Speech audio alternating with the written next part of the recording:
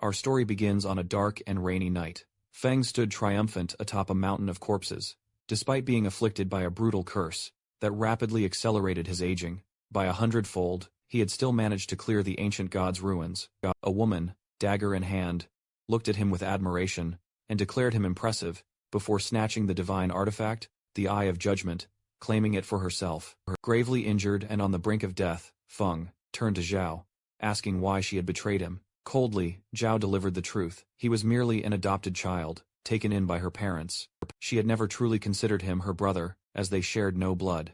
Then, a blond man named Song appeared, placing a hand on Zhao's shoulder, all while holding the artifact. He then praised Feng for being useful, and smiled, remarking that without him, they never would have secured the Eye of Judgment. To drain Feng's remaining lifespan completely, Song had embedded the soul-stealing blade into his body, a blade he had painstakingly acquired, specifically for this exact moment. He then mockingly asked if Feng enjoyed his farewell gift. Feng had raised Zhao after their parents' deaths. He funded her education, protected her when the game descended upon their world, and risked his life countless times, all for her.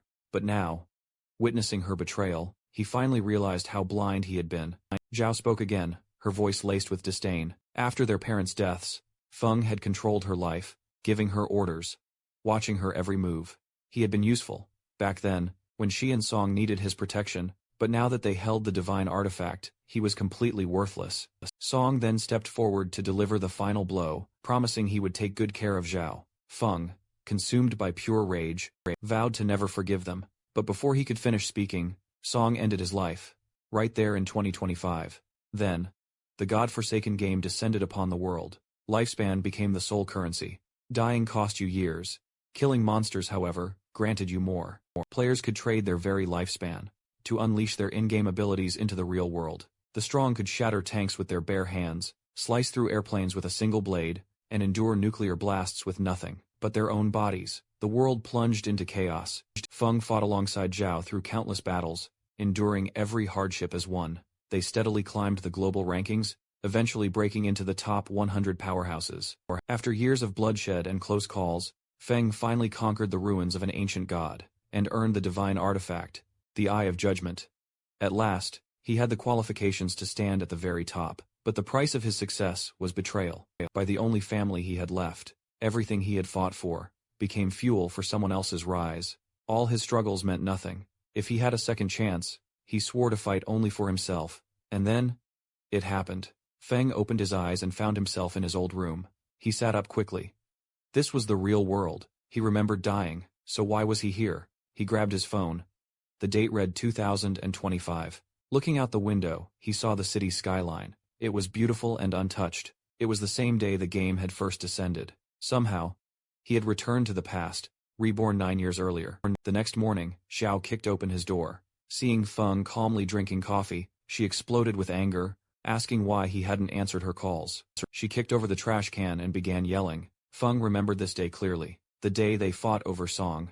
Posters of Song still hung on the wall. Before the game's descent, Song had been a major underground idol. Xiao had been obsessed with him, but beneath the flashy exterior, Song was a con artist who used his fans for money, and, worse, used young girls however he wanted.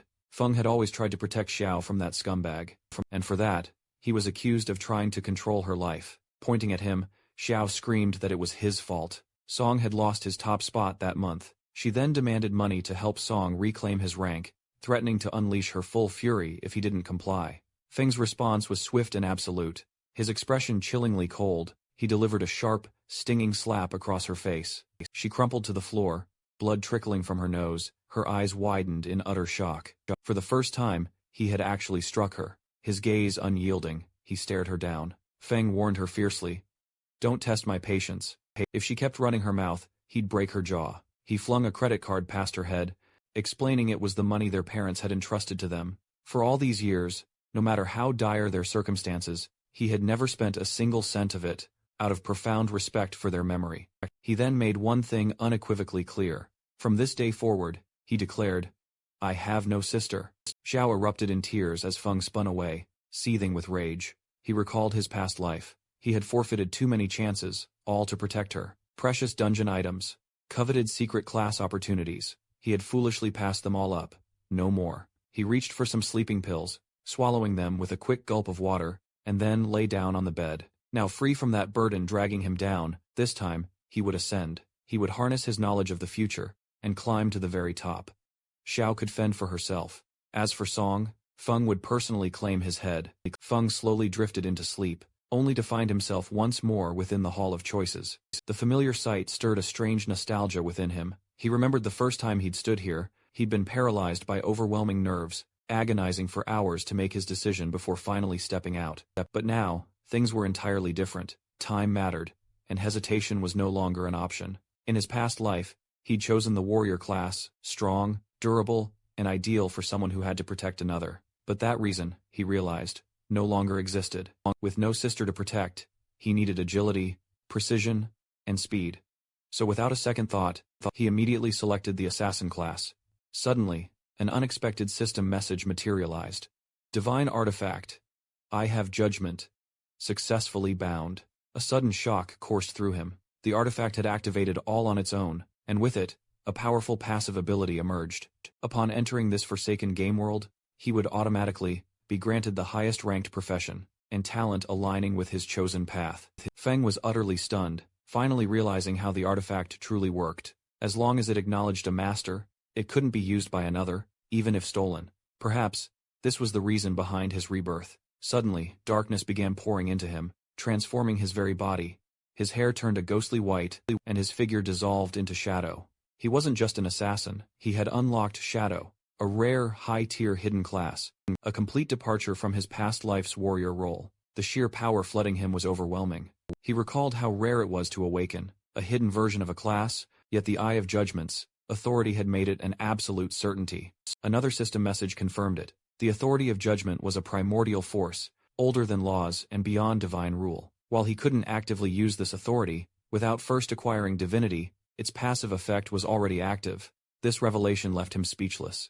In his previous life, it wasn't until 7 years after the game arrived that a powerful player broke through the Forsaken Realm and reached the Realm of Order. Only then did humanity learn of the concept of order. Yet even then, no one ever obtained the true power of order. And now, at the very beginning, Feng had already surpassed it. Now, his objective had become clear: survive the Forsaken Realm, obtain divinity, and activate the authority of judgment. With the class selection finalized, the system asked him to choose a username. He hesitated, then typed in Shadow, a reflection of what he had become. He was transported into the Forsaken Realm, a broken, desolate land filled with ferocious beasts, each ready to devour his lifespan. This was the battlefield. Kill to earn tradable life, die, and lose half of your remaining time. Feng materialized in Shelltown, a temporary, much-needed sanctuary. No monsters dared to prowl within its borders, and players found peace from each other too. Here, the rapid acceleration of lifespan decay was finally reduced to normal within its boundaries. One by one, more and more players began to arrive, yanked into the game while sleeping, working, or simply caught unaware. Their gazes slowly but surely turned to Feng. Something about him was undeniably different. His appearance, the very air around him. Noticing the twin daggers at his waist, some quickly deduced he was an assassin. But his presence felt unlike anything they had ever seen. Feng knew this precious window of opportunity was brief. Soon, global elites would emerge, politicians, military leaders, and celebrities alike. Each would use their influence to reshape this new world. If he wanted to stand truly above them, he had absolutely no time to waste. A sudden stir broke out among the crowd, as 3 men and an archer stumbled back into town, visibly shaken. Their faces were ashen, pale, their voices strained. They had just returned from a brutal battle and were incredibly lucky to be alive. Apparently, they had barely scratched a level 1 crawler. Even working together, they had only managed to reduce the monster's health to 1/3, before being utterly annihilated. With their deaths, half their precious lifespan was gone. They turned to the archer, a girl named Lizzie, and frantically asked what to do next. Feng quietly watched, judging by her equipment. Lizzie seemed to possess a hidden class too. She seemed to notice him, offering a polite smile, and suggested they form a team. She claimed her group had already experienced defeat, and could offer valuable insight. Feng, however, declined. He had no interest in teaming up with players who had already failed once. The others scoffed in disbelief, accusing him of pretending to be some kind of elite. According to them, even 5 people couldn't defeat that low-tier monster. What chance did he have solo? Lizzie quickly checked the system, and learned his in-game name, Shadow. As Feng calmly walked past them, toward the town gates. Lizzie chose to follow from a distance. Her curiosity piqued. Perhaps she could learn something about monster behavior, or maybe just watch him crash and burn. This land, forsaken by the gods, was a grim and perilous place, its very atmosphere instilling a deep unease. Lizzie and her companions had begun tailing Feng, keeping silent. She wasn't sure why she'd been dragged into this world, but years of experience in online gaming had taught her one vital thing: teamwork increased survival chances. So, almost instinctively, she had gathered a party. However, the moment they left the safety of the town, reality struck hard. The very first monster they encountered wiped them out effortlessly. Lizzie understood then, this creature wasn't something Level 1 players were ever meant to face. Her teammates, still reeling from their loss, were particularly upset when they noticed Feng's gear. While their group's assassin carried only the standard dagger, Feng was wielding a short blade. Even more baffling was Fang's speed. He moved with a swiftness that shouldn't have been possible. At this stage, the assassin among them couldn't hide his jealousy. By right, he should have had the highest agility, and yet Fang outpaced him. On top of that, Fang's outfit was unlike anything they'd seen so far. Everything about him felt off, as if he were on an entirely different playing field. That's what convinced Lizzie to keep watching. He might reveal something valuable. As Feng's eyes turned toward them, Lizzie tensed and ducked out of sight, uncertain whether he'd spotted them. But a moment later, he simply vanished. No sound, no trace, just gone. Bewildered, Lizzie and her teammates scanned the area.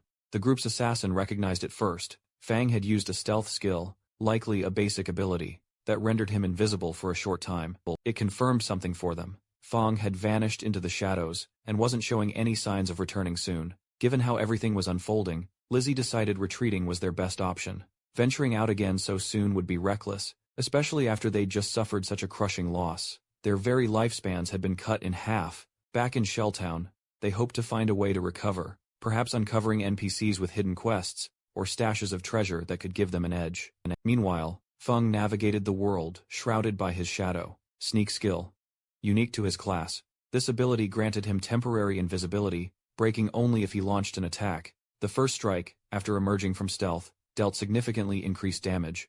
On top of that, Shadow's class-specific passive, Stealth Mastery, not only doubled his concealment time, but also boosted his stealth level, making him nearly impossible to detect, even for monsters. Fang found it almost comical that Lizzie's group believed they'd find real growth in the starter town. It was just a haven, a mere holding area for players to adapt. The outside world was utterly merciless. Weaklings weren't challengers. Out here, they were nothing but fodder. A few moments later, the stealth effect wore off. While its duration wasn't particularly long, its cooldown had already started ticking. The instant it was activated, it wouldn't be long until he could vanish once more. A window popped up, revealing Feng's current status. Codename: Shadow. Class: Shadow. Lifespan: 75 years. Non-tradable: 0 years. Tradable attributes: Strength: 13. Constitution: 13. Agility: 18. Spirit: 15. Every player started with a base of 10 points in each stat, with bonus allocations based on their chosen class. In his previous life as a warrior, he'd only received minor increases to strength and constitution, just 3 points each. But now, the Shadow class had granted buffs across the board, with a remarkable +8 to agility. On top of that, he still had 5 unallocated points. Most newcomers usually dump their points into strength or spirit to massively boost their offensive power, but Feng knew better. That approach was absolute suicide. In these early stages of the game, monsters always hit way harder than any player could. The real key was to avoid taking damage entirely. Without a moment's hesitation, he poured all 5 points into agility, raising it to a whopping 23. Speed was pure survival. Suddenly, his senses sharpened, becoming razor sharp. He detected movement behind a nearby tree. It was a level 1 crawler, normal grade. But something felt distinctly, times off times about it. It was in the middle of evolving. Fang narrowed his eyes. This was the same crawler that must have slaughtered Lizzie's entire group. Even though it was injured, it was still incredibly dangerous. The moment it sensed his presence, it lunged forward violently. Fang dodged with a quick, agile leap. He knew exactly how this worked. When monsters devoured players, they absorbed their lifespan and power. If they consumed enough, they could actually evolve. Without wasting any time at all, Fang activated Shadow Sneak, drew his trusty short blade, and vanished just as the crawler struck again. The creature hesitated, frantically scanning for him. It saw nothing. And then, from directly above, Feng reappeared mid-air and struck with deadly precision, executing a perfect stealth break attack. The blade pierced straight into the crawler's head, dealing a massive 174 points of damage. That was enough to kill it instantly. He instantly earned 10 experience points. He hadn't expected such an incredibly clean kill, but the precise location of the strike, the nape had triggered a critical hit. A system prompt suddenly appeared. Skill backstab activated, doubling damage if the attack came from outside the enemy's field of vision. The stealth bonus, stealth break multiplier, and backstab effect had all stacked together, creating a truly devastating force. Feng stared down at the crawler's crumpled corpse. He remembered struggling for dear life as a warrior, barely managing 40 damage even with a critical hit. It used to take an eternity to kill even a single crawler, and he'd almost died every single time. Now, one strike, one kill. A glowing orb dropped from the vanquished monster. It was lifespan. And he clenched his fist. Feng absorbed it. He gained 3 days of tradable lifespan, plus 54 years, and 155 days of non-tradable lifespan. Considering 5 people had died, each likely losing 20 to 30 years, the crawler must have absorbed over 100 years total. Yet, Feng had only recovered a mere portion. Still, it was a start. Then, unexpectedly, a new prompt appeared. The Eye of Judgment activated once more. A new talent was bestowed upon him. Infinite Evolution. By slaying monsters on his own, gained the rare opportunity to earn evolution points, an exclusive system tied to his unique ability. Every 24 hours, 5 evolution points were granted passively, and eliminating a boss-class enemy solo, guaranteed additional points. At present, he had 5 available. With the power of infinite evolution at his fingertips, he could now enhance his skills, something that was unthinkable in his previous life. Back then, no matter how rare, the loot or skill book dropped by monsters, its quality remained fixed. Nothing could surpass its inherent tier, but now, he possessed a force that transcended the system's natural laws, a force beyond structure and balance. And curious to see the potential of this newfound power, Feng spent 4 evolution points to enhance Shadow, Sneak and Backstab.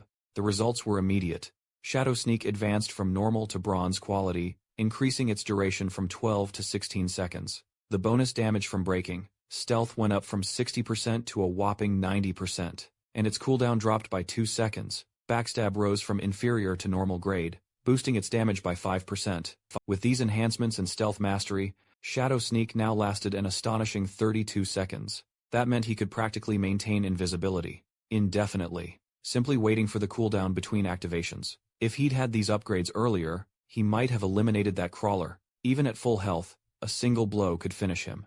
Right at that moment, a young man and woman happened to wander nearby. The boy was loudly boasting that this game wasn't nearly as tough as claimed. After all, even a scrawny guy like Feng had managed to solo a monster. The woman then praised Feng's impressive performance, jokingly adding that he looked strong enough to fend off 10 enemies simultaneously. Encouraged, the boy grinned, promising to protect her. Feng, however, noticed something they completely missed. A menacing creature was lurking in the branches. The boy turned to Feng and casually asked if Feng wanted to team up, but Feng, sensing imminent danger, activated Shadow Sneak without a word, vanishing instantly. The boy foolishly assumed that Feng was intimidated by his muscular build, but his moment of arrogance was cut dramatically short. When a monstrous spider descended from the trees, pure panic instantly set in. This was no ordinary enemy. It was the Nurturer, a bronze-grade boss monster. Still, at level 1, it was known for its swarm of minions and overwhelming power. This was a notoriously difficult beginner boss, carrying a whopping 16 OP points, far beyond what any rookie could possibly handle. As the creature savagely attacked, it instantly claimed the lives of the boy and girl. Feng watched intently from the shadows, carefully assessing the dire situation.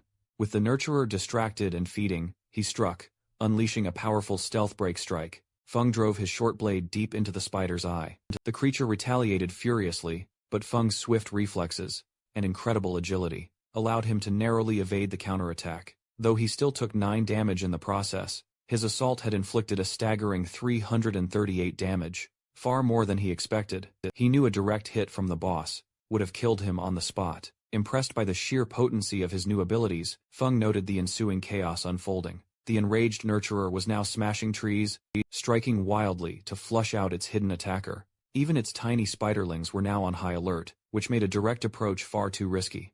Seizing his chance, Feng hurled a rock at the spider's abdomen. It struck perfectly, dealing an impressive 299 points of damage. He hurled a second rock, confirming his theory. The true power came not from the rock itself, but from the ambush strike, backstab, and weak point attack skills activating simultaneously. As long as Shadow Sneak was off cooldown, he could keep repeating this process. Wait, disappear, strike, and vanish again. The moment Shadow Sneak was ready, Feng launched another rock, this time dealing 279 damage. He melted into the shadows once more, his simple strategy proving utterly devastating. Hidden, silent, and methodical, Feng continued this routine until the final, decisive blow landed. Back in Shelltown, the system's leaderboard updated. A new name abruptly soared to the top. The player known only as Shadow had just slain the bronze grade, boss, Nurturer, becoming the first player to reach level 2, and seizing the coveted top spot. Players across the town were absolutely stunned. Most hadn't even managed to defeat common monsters yet. Many assumed it was a bug or a system glitch. Lizzie and her party stared at the announcement in utter disbelief. They hadn't even survived their first battle, and yet the person they had briefly followed had already taken down a boss-class enemy. It felt truly impossible. Meanwhile, the two players who had fallen to the spider respawned. In Shelltown, their faces pale as they read the shocking notification. They realized that the mysterious Shadow was the very same boy they had mocked in the forest. Back at the battle site, the system proudly declared Feng's victory. He had earned 300 experience points and received 2 evolution points. Additionally, the Shelltown reputation board unlocked, granting him 1 reputation point. Feng absorbed the gained lifespan. Dropped by the defeated spider, as the colossal creature perished, the swarm of smaller spiders scattered instantly. He cursed the missed opportunity under his breath. Had he taken them out first, he could have gained even more experience. Still, the rewards were absolutely remarkable. He acquired 46 units of tradable lifespan, a skill book called Greedy Hand of Bronze Tier, and a corrosive dagger that inflicted 35 damage, while granting a +4 boost to agility. After learning Greedy Hand, Feng gained a powerful new tool in his arsenal, a passive ability that offered a 20% chance to extract extra loot from defeated enemies. This was a top-tier skill for loot-based progression. Feng hadn't expected a beginner boss to drop such a rare utility. In the late stages of the game, this ability was absolutely invaluable. In his past life, there was a player from the Godslayer Guild who wasn't even particularly strong in battle, but thanks to this exact skill, he had become an absolutely vital asset. People lined up just to party with him. He even had a personal escort team just to protect him. Now, Feng truly understood the real potential. With his infinite evolution talent, he could enhance Greedy Hand too, improving its activation rate and increasing both the quantity and quality of the loot. This wasn't just a strong start. It was the beginning of a one-man revolution. The following morning, on their way to school, Xiao's friend brought up the idea of calling Feng to apologize. She reminded Xiao that they had skipped the test the day before to secretly go and support Song, and was sure Feng must be upset about it. Xiao, however, flat out refused. She believed she had done nothing wrong, and in fact, blamed Feng for nearly causing them to be late. From her perspective, it was Feng who owed her times an apology. Her friend tried to persuade her, pointing out that Feng had always treated her kindly, and also asked about the injury on her face. But Zhao stood her ground, insisting, always meddled where he didn't belong. She dismissed questions about her face with a lie, claiming she'd just tripped and fallen. Arriving at school, they spotted a crowd of students, gathered outside a classroom. Their curiosity piqued. Xiao's friend pushed her way through the students, and stepped inside, only to find Zhang's body slowly fading transparent. A classmate explained that, just moments ago, Zhang had simply said he was going to take a nap, and when they turned around, he'd already transformed into this ghostly state. This wasn't just an isolated incident, either. Similar cases were popping up online, with people from all over the world experiencing the exact same thing. Experts warned that falling asleep could trigger a semi-S, transparent, ghost-like condition, and absolutely no one knew the cause. Alarmed, Xiao's friend immediately called her parents to warn them, and urged Xiao to contact her brother too, just to be safe. But Xiao refused again, saying she'd rather see him dead than ever speak to him. Meanwhile, Feng had just upgraded his skill, Greedy Hand, from bronze to gold quality. The chance of gaining an extra item, while looting, had jumped from 20% to a whopping 70%. By mastering this skill, Feng earned 2 evolution points. He clenched his fist and activated the skill, gaining not only those 2 points, but also 46 days of tradable lifespan. Pleased with the reward, he noted that leveling Greedy Hand up to Tier 3 would require 3 more points, and once he reached that level, he would have a 100% chance of extra loot with every single kill. He was certain the world's governments had already caught wind of the situation, and more players would soon flood into the game. He needed to move faster. Feng then equipped a bronze-grade corrosive dagger, which boosted his attack by 35 points, and agility by 4. He activated Shadow Stealth to avoid monster detection, aware that it wouldn't be long until everyone found out that skills and gear from the game could be brought into the real world, a revelation sure to plunge everything into utter chaos. To extract skills and equipment, 2 crucial conditions had to be met: reaching level 10 and possessing enough tradable lifespan. Battling weak monsters? Totally inefficient, so Feng set his sights on stronger enemies instead. While exploring, he suddenly heard sounds of combat. Peering from a cliff, he spotted several players, engaged in a desperate fight with a level 2 sprint predator, a bronze-tier boss. This was a golden opportunity. The creature lunged, but the attack was deftly blocked by a player with a mace and shield, Wang Mang. Feng hadn't expected to run into him here. The rumors, it turned out, were true. When Wang Mang first joined the Forsaken game, he had formed a full squad of hidden class times users. Every single one of his 6 party members possessed secret professions. Wang Mang unleashed Holy Barrier, conjuring a golden shield that instantly repelled the monster. His hidden class, the Holy Shield Warrior, gave him twice the base stats of a regular warrior, and came with a passive invincibility trait. As the beast was stalled, the mage in the group unleashed a fireball that struck its arm. Her hidden mage class, Prophet, doubled her magical damage, and included a built-in fireball skill. The archer of the group had the hidden class, Sharpshooter, giving her double the standard archer stats, and access to a rapid-fire ability. The team's priest held the Oracle Priest class, providing twice the healing capacity, and a group heal function. Both the mage and archer launched attacks, but the monster dodged effortlessly, and retaliated against Wang Mang, pushing him back. The archer began to panic, realizing their long-range attacks were too slow for this quick opponent.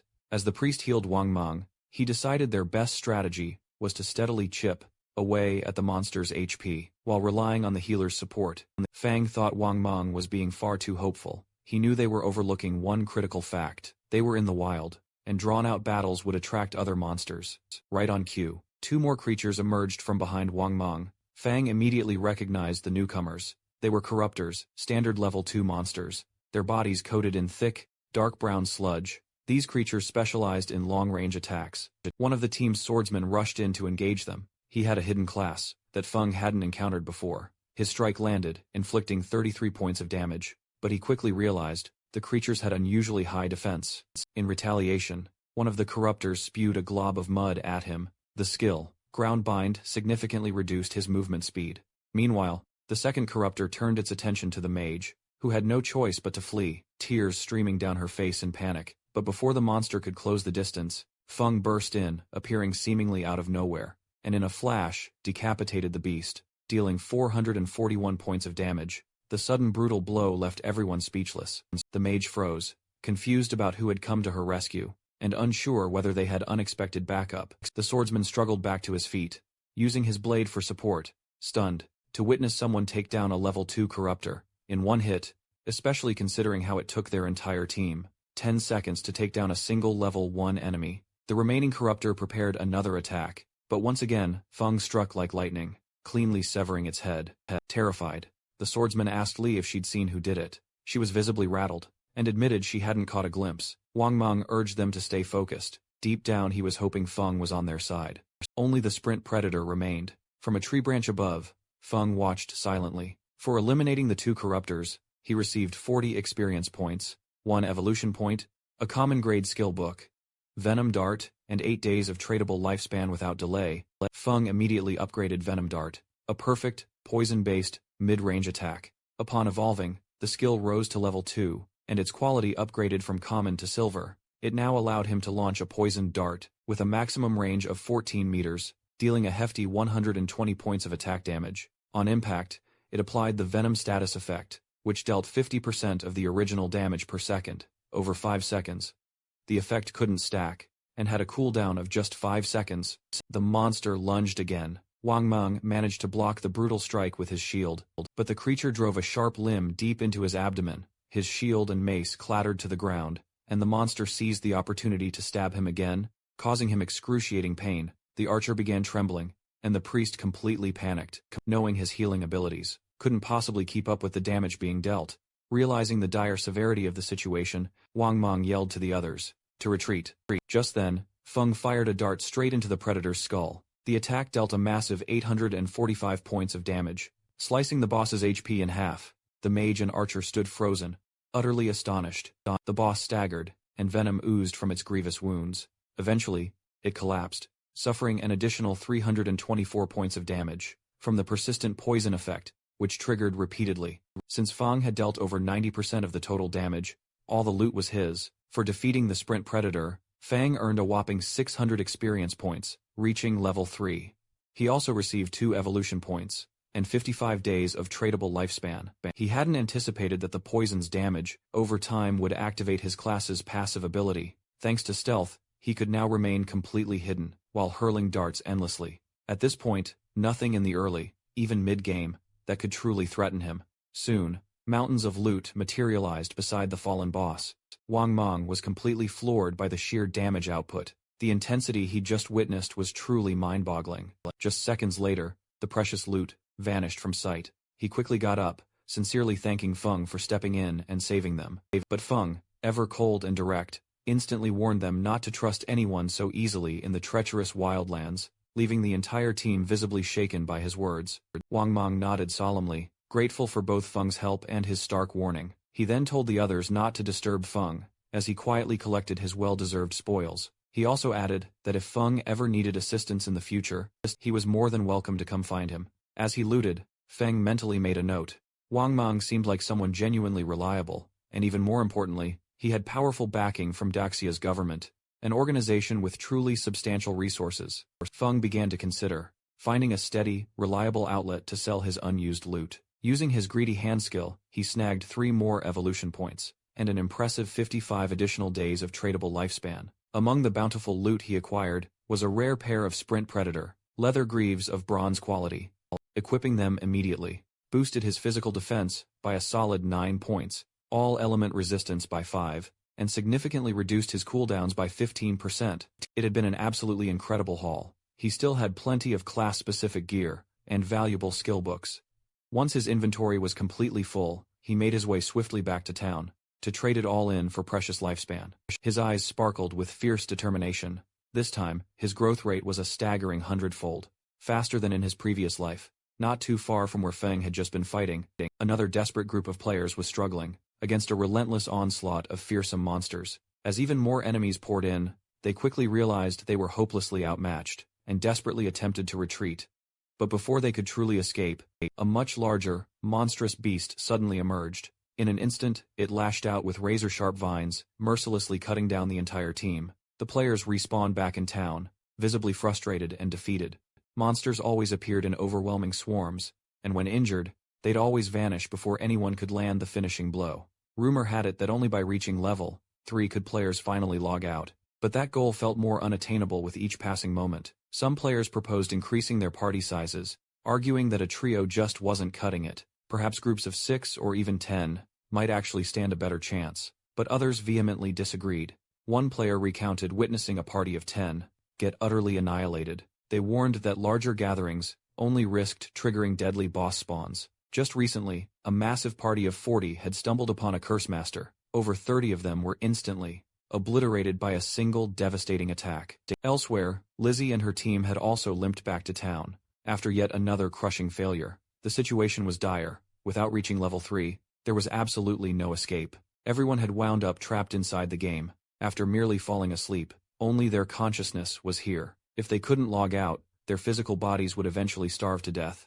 Lizzie was absolutely seething with frustration, unable to comprehend why this game was so brutally difficult. One of her teammates began to panic. They had already died 3 times, and their non-importantious, tradable lifespan had plummeted below 10 years. At this rate, they were facing death in both the game and reality. Even if the full connection between the two wasn't yet understood, Lizzie knew they couldn't afford even one more death. Then, she noticed something utterly astounding. Shadow, the top-ranked player, was already level 3. Her mind instantly raced. He must have uncovered some kind of loophole or strategy. Whatever it was, they needed him. Desperation ignited into fierce determination. as she clenched her fists, and gave her team a clear order. Spread the word. We need to convince Shadow to help us reach level 3. She vowed to offer him 10 million in cash. Once they made it back to the real world, her teammates were absolutely stunned, but Lizzie was utterly convinced there was no other way. Who in their right mind would turn down times kind of money? Back in the depths of the forest, Feng had just obliterated a level 2 polluter, scoring him 20 experience points and 1 evolution point. After absorbing the monster's tradable lifespan, he decided it was finally time to invest the 5 evolution points he'd been saving up. He immediately upgraded his greedy hand skill, boosting it from platinum straight to emerald quality, and the results were absolutely staggering. His extra loot chance now stood at a whopping 160%, and get this, there was even a 20% chance the bonus item would be of a higher tier. Feng was simply in awe. With further evolution, the odds could reach a staggering 200%, or even higher. This skill was becoming wildly, ridiculously overpowered.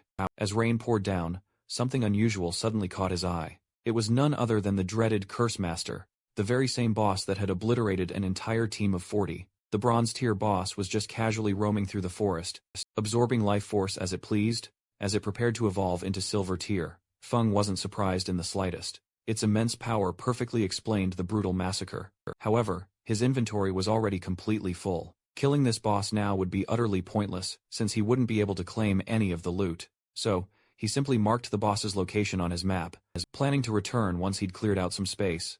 Meanwhile, back in town, news had spread like wildfire throughout the entire town. Someone was offering a jaw-dropping 10 million for Shadow, the mysterious top player, just to help them power level. With people dying and losing lifespan every single day, the wealthy were already desperately scrambling to find a way out. The poor, however, were being brutally left behind. Amidst all the growing chatter, Feng coolly strolled into town, instantly turning heads without saying a single word. Without a word, he opened the market stall function through the system. Suddenly, a notification blared across the entire area, boldly announcing that equipment and skill books would be going on sale. For the next 10 minutes only, shocked gasps echoed through the entire crowd. Feng. He was not only equipped with ×2 pieces of bronze tier gear, he was selling ×2 more asterisk. The crowd could barely believe their eyes. Someone among them had already slain a bronze tier boss? One of the nearby players questioned, wondering why Feng's face was hidden. Someone quickly explained that he'd activated the face concealment feature, which syncs the in-game appearance with the real world, meaning Feng chose to stay anonymous. A mage then drifted up to the stall, her eyes lingering curiously on a particular item. Before asking about the price for the icicle spell, Feng told her it cost 100 days of tradable lifespan. She was Grey Rose, currently ranked 11th in Shelltown, also using face concealment. For her, the price seemed excessive, so she tried to negotiate, but Feng stood firm, stating that the spell was a basic one that greatly boosted early game grinding for mages, and 100 days was already more than fair. She asked if she could pay in real currency, but Feng refused, advising her that if she had money to spend, she should buy tradable lifespan and return with that. He wasn't planning to sell to anyone else. In the meantime, unless they paid more, she paused to think, then reached out to her teammates. Through their group channel, they had rapidly reached level 2, under her guidance, so no one objected. With the icicle spell, they'd have an even better chance of making it to level 3. Which was what truly mattered. She told them to send her their tradable lifespan, promising to compensate them with real cash. Once they escaped, she collected the 100 days and handed it over. Feng accepted the payment, thinking that if they were all level 2 already, they must have cleared dozens of crawlers by now, meaning their overall lifespan reserves were probably far higher. With the deal done, Feng's tradable lifespan jumped from 268 days to 368. That's when Lizzie arrived. She was relieved to have finally found Shadow.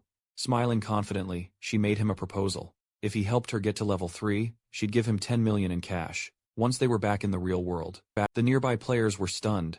Lizzie wasn't just anyone. Back in Feng's previous life, she'd led a massive criminal organization, only for it to be crushed by the state. She claimed her father headed Dujiang Industries, and when Feng wasn't convinced, she practically dared him to look her up. It was notorious how she'd use money to lure players into selling their lifespan, only to later abduct them for forced labor. Those who resisted were never heard from again. Feng coldly turned her down. To him, she was nothing but trash. Lizzie, still trying to win him over, said that even though Shadow might be strong here, no one truly knew the game's rules yet. She tried to tempt him again, promising him luxury cars, houses, women, whatever he wanted. But Feng didn't budge. He told her to stop interfering with his business, making it clear that money no longer held value here. Only tradable lifespan would matter now. Lizzie snapped back, saying that if this were reality, she would have taught him a lesson by now. That's when Feng, his tone icy, warned her that if she spoke again, he would kill her until her lifespan hit zero. The threat was so sharp, it sent a chill through the air. Lizzie and her team, shaken, didn't wait around. They fled. A short while later, Feng sold off the last item from his stall, the bronze tier gleam robe. With that, his tradable lifespan increased to 546 days. Now that everything had been sold, he knew it was time to take care of the curse master. He activated stealth and vanished from sight. No one in the town realized it yet, but tradable lifespan could eventually be used to extract skills into the real world. Soon, the real world would descend into chaos, just like the game, and all the old systems, money, power, social status would become meaningless. In the end, only personal strength would matter. Lizzie and her team had finally come to a stop, gasping for breath after their hasty retreat. She was still furious, grinding her teeth, as she told the others how Shadow not only refused her offer, he even threatened her life. Her pride utterly shattered, she swore an oath to track him down in the real world, and make him pay. As she fumed, a man named Mao approached her. He introduced himself as a level 2 player, and confidently claimed he possessed special methods to quickly speed up leveling. Without wasting a moment, he asked if he could take the offer Shadow had just rejected. He wanted the 10 million gold, in exchange for helping them reach level 3, highly suspicious. Lizzie asked what kind of methods he was even talking about. Mao smirked, explaining that normally, he wouldn't share his unique techniques with anyone, but he was willing to make an exception just this once. According to him, the secret to rapid leveling was investing all attribute points into agility. He explained that doing so allowed players to outrun most enemies and avoid damage while still landing powerful strikes. Lizzie was taken aback. She had been dumping all her points into strength, believing brute force was the only way to survive. Though skeptical, she agreed to let Mao join them, but insisted on paying only 5 million instead of 10, since he clearly wasn't on Shadow's caliber. Mao didn't argue. He pointed out that while Shadow may have been powerful, rejecting that much money was still utterly bizarre. Meanwhile, Feng had returned to the spot he'd marked earlier. Remaining in stealth, he observed the scene. The boss monster, now shrouded in an even thicker mist, had advanced to silver rank. It was still absorbing energy, inching towards gold. Feng didn't want to wait 7 or 8 hours for the evolution to finish. He quietly activated his venom dart and launched a surprise hit, dealing a massive 659 damage from the bonus strike. While still in stealth, the poison quickly followed up, ticking at 219 damage per second. Without losing momentum, he dashed forward, utilizing his shadow sneak. He was well aware that silver-tier bosses possessed double, even triple, the health of their bronze counterparts. Suddenly, the monster began aggressively drawing in energy. Its hands began to swell with arcane light, as it prepared a devastating, large-scale attack. Fang realized this monster was a magic specialist, capable of unleashing devastating area of effect spells. After firing off another venom dart, he swiftly pulled back, just in time to avoid getting caught in the massive blast zone. Hidden and unharmed, he reminded himself that, with his current gear and health pool, taking a direct hit would undoubtedly spell certain death. The boss began gathering energy once more, for another wide-range assault. But Feng remained patient, slowly weaving around the battlefield, as he meticulously counted the seconds on his cooldowns. His most vital skill, Hidden Shadow, wasn't quite ready yet. He needed to wait until the boss made a critical slip-up. Finally, the creature faltered, distracted for just a single second. That was all he needed. With no hesitation, Fang lunged forward and fired another venom dart. The shot hit its mark, and poison once again started gnawing away at the monster's life force. Seeing its health plummet, the boss panicked and desperately tried to escape, but Feng wasn't about to let that happen. Keeping close, his eyes sharp, and movements precise, he waited for the perfect, final opening. In a flash, he reappeared directly on top of the monster's head, slamming it down with brutal force. The system chimed in immediately. He'd successfully killed the silver-ranked boss. Lines of notifications instantly appeared in front of him, confirming that he'd gained a whopping 1,800 experience points, enough to push him from level 3 straight to level 5. On top of that, he earned 4 evolution points, and a hefty bonus of 124 days of tradable lifespan. Feng let out a small laugh, amazed at the sheer rewards a single boss could offer. As the monster's body broke down into loot, he activated his upgraded greedy hand skill, and with a shimmer in the air, the system confirmed that all the items had been successfully collected. The haul was far better than Feng had anticipated. Along with the evolution points and lifespan, from defeating the silver boss, he had just received an additional 4 points, and another 124 days of tradable lifespan.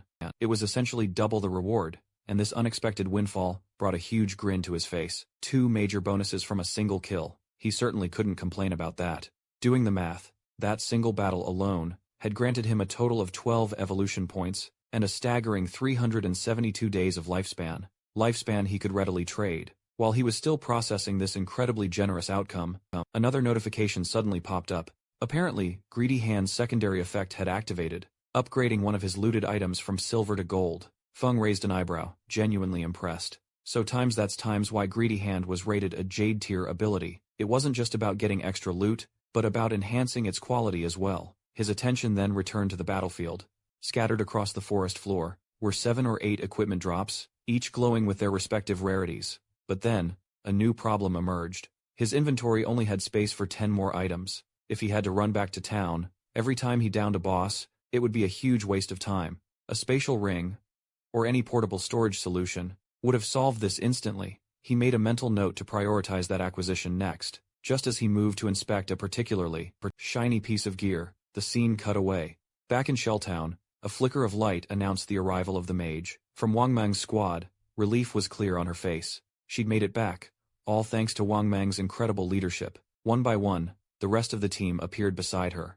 They immediately voiced their gratitude, acknowledging that without him, they wouldn't have even made it to level 3, let alone survive the treacherous journey back. But Wang Mang, ever modest, downplayed the compliments, insisting their success was the result of collective effort, not just his guidance alone. Still, the mage seemed troubled by something. She let out a small sigh, admitting she regretted not adding Feng as a friend. Back in the forest, maybe it was all the mud she was covered in, she joked. Her teammates chuckled. One of them gave her a wink and said, Now all cleaned up and rocking her upgraded gear, she's sure to make a much better impression next time." But their conversation was suddenly interrupted by a shocking town-wide announcement. The leaderboard had just been updated. A hush fell over the plaza as players devoured the message. Shadow had reached level 5. Instant shock spread through the crowd as whispers erupted. How had he climbed 2 whole levels so quickly? One player guessed, he must have taken down a boss monster. Another player mentioned seeing him just 10 minutes ago, casually selling gear in the town square. This news simply didn't add up. How had he jumped so far ahead in such an impossibly short time? One guy, half joking, blurted out that his sister had just turned 18, and maybe they should try setting her up with Shadow. After all, getting help from someone that powerful would be an absolute lifesaver. His friend shot that idea down immediately, reminding him that Shadow had already turned down a $10 million offer. If that wasn't enough to deter him, a blind date wasn't going to do the trick either. Back at Wang Mang's camp, the mood suddenly shifted. Their earlier celebrations suddenly felt hollow and meaningless. Shadow had already broken through level 5, while they'd only just escaped level 3. Some started to worry, their anxieties growing, wondering if they'd fall behind for good. But Wang Mang remained composed and focused. He urged his team to focus on what really times mattered, logging out and warning their families. If this game was leaking into reality, they had to act fast, no matter what. As their avatars began to fade, the system confirmed the logout process. Wang Mang's final words were steady, serious, and unwavering. If the world was tilting toward disaster, they had a duty to protect the people they loved. The scene then cut abruptly to the real world. Wang Mang's eyes fluttered open, and almost immediately, frantic voices called out for the captain. Uniformed officers rushed to his side, their expressions clearly laced with anxiety. One of them admitted they'd panicked, as his body had started going transparent. While he was unconscious, the horrifying realization hit them hard. Players who died or ran out of lifespan in the game, they didn't just vanish from the digital world, they were wiped from reality itself. But there was no time to dwell on that horror. Wang Mang stood up, calling his team to attention. Something much bigger was happening, and they had to be ready. Someone asked Wang Mang for a detailed statement, and he began explaining that his squad had entered as a coordinated party, and each member had unlocked a unique, hidden class, granting them a strong start. Yet despite all that, they had nearly been wiped out by a single, elite monster. They would have died right then, if not for the sudden intervention of an unknown player, called Shadow. Wang Mang confirmed the truth of everything in his account, and went on to highlight just how fast Shadow had advanced. When Shadow saved them, he was already level 3, but by the time their team finally hit that same level, Shadow had already climbed to level 5. jumping 2 whole levels in what felt like no time at all. This news left the higher-ups deeply unsettled. One of them voiced the question on everyone's mind. Does this mean Shadow is the top player in the world already? And how did he gain levels so quickly? Theories started flying, and Wang Mang offered one himself. Maybe Shadow had managed to bring down a high-ranking boss, or had accomplished some incredible feat, beyond the usual leveling methods. But then, one officer noticed something strange from the report. If Shadow was already level 3 when he assisted them, why hadn't he logged out like the rest of them? It raised a truly troubling idea. Maybe Shadow didn't have anyone waiting for him outside. Maybe no family, no friends, nothing tying him back to reality. A female officer then voiced a bold theory. She guessed that Shadow might actually be a transmigrator, someone who didn't belong in this world to begin with. People like that often grew strong, fast, and usually had no attachments like family. Her explanation made unsettling sense in a weird way. She then added that such individuals often rose from obscurity, as if they were destined to lead the charge. Her cheeks flushed crimson the moment the room fell quiet, as she processed the wild suggestion she'd just made. But before anyone else could even utter a word, the lead officer sharply cut her off. Calling her out by name, Anyu, he firmly told her to stop bringing up novel plots. During their official, high-stakes meetings, claiming she'd clearly been devouring too many stories. Still, the atmosphere in the room had undeniably shifted, and no one could quite shake off her wild idea. The lead officer, undeterred, swiftly brought attention back to more pressing matters. He then revealed that classified reports from researchers had uncovered a deeply disturbing trend lately. A sharp increase in older individuals mysteriously dying in their sleep. This alarming rise had been noted, and when they cross-referenced the data with the very players who had returned from the forgotten game of the gods, the results were nothing short of terrifying. It turns out, all those people who died in their sleep had also died repeatedly within the game itself, meaning, once a player's in-game lifespan hits 0, they don't just simply vanish from the game, they die for real in their own reality. One officer, visibly unnerved, expressed his fear, declaring this entire game wasn't normal at all, that it felt more like something from far beyond their understanding. The head of the unit solemnly agreed, saying it might be a terrifying incursion from another dimension, or plane of existence. His words silenced the room once more, and with absolutely no time to lose, he swiftly moved to the next announcement. The government had officially declared an emergency, and all field officers were being ordered to form specialized strike teams, based on location, and dive into the game themselves. Their job: gather vital intelligence, and understand the threat better. This wasn't just about the police anymore. The entire nation was mobilizing, because any delay would mean falling behind, on a global scale. Other countries were already reacting, and the risk of being left behind in this new reality was simply too great. The head then made it official. NU would lead Team 1 as its captain. She accepted without a moment's hesitation. Wang Mang was appointed as her second-in-command, and both were granted permission, empowered to choose their own teammates. Wang Mang nodded, fully grasping the weight of their mission. The officer then steered the conversation back to Shadow. Based on Wang Mang's description, Shadow didn't appear to harbor any hostile intentions, at least not yet, making him a potential ally. The directive was clear. Anyu and Wang Mang were to locate him, build a rapport if at all possible, and ultimately bring him to their side.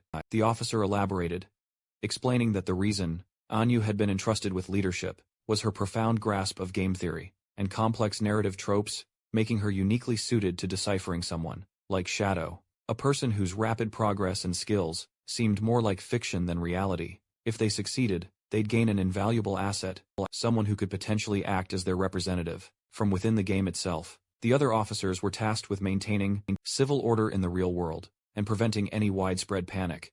With that, the critical meeting concluded, and the sun began its descent outside, casting a warm, golden hue across the city. As the officers silently braced themselves for what was to come.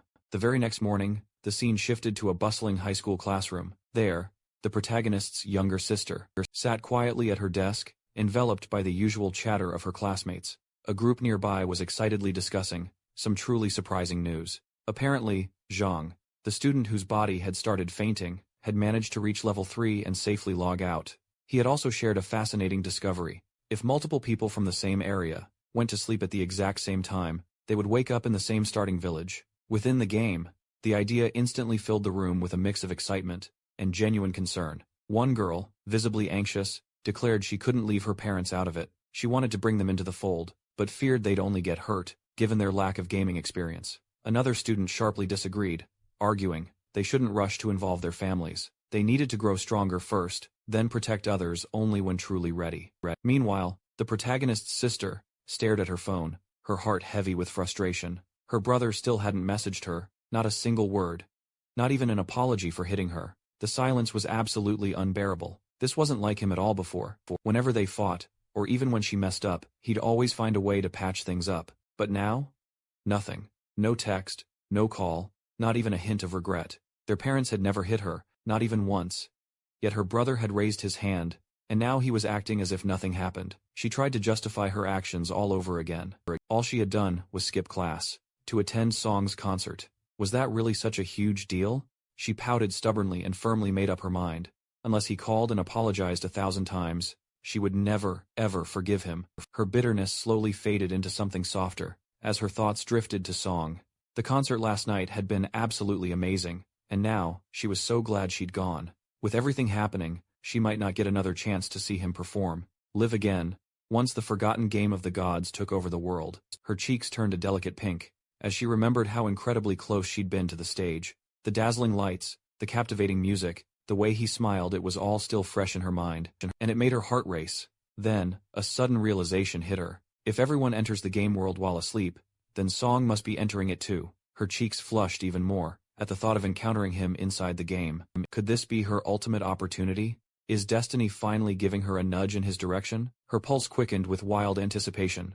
As she prepared for sleep, a new thought sparks in her mind. Zhang had reached level 3 at a blazing fast pace. This must mean he'd already gotten a fantastic grasp on the game. If she wanted to truly excel, she'd need some top-tier guidance. Wasting no time, she sends Zhang a message, asking if he has any crucial advice.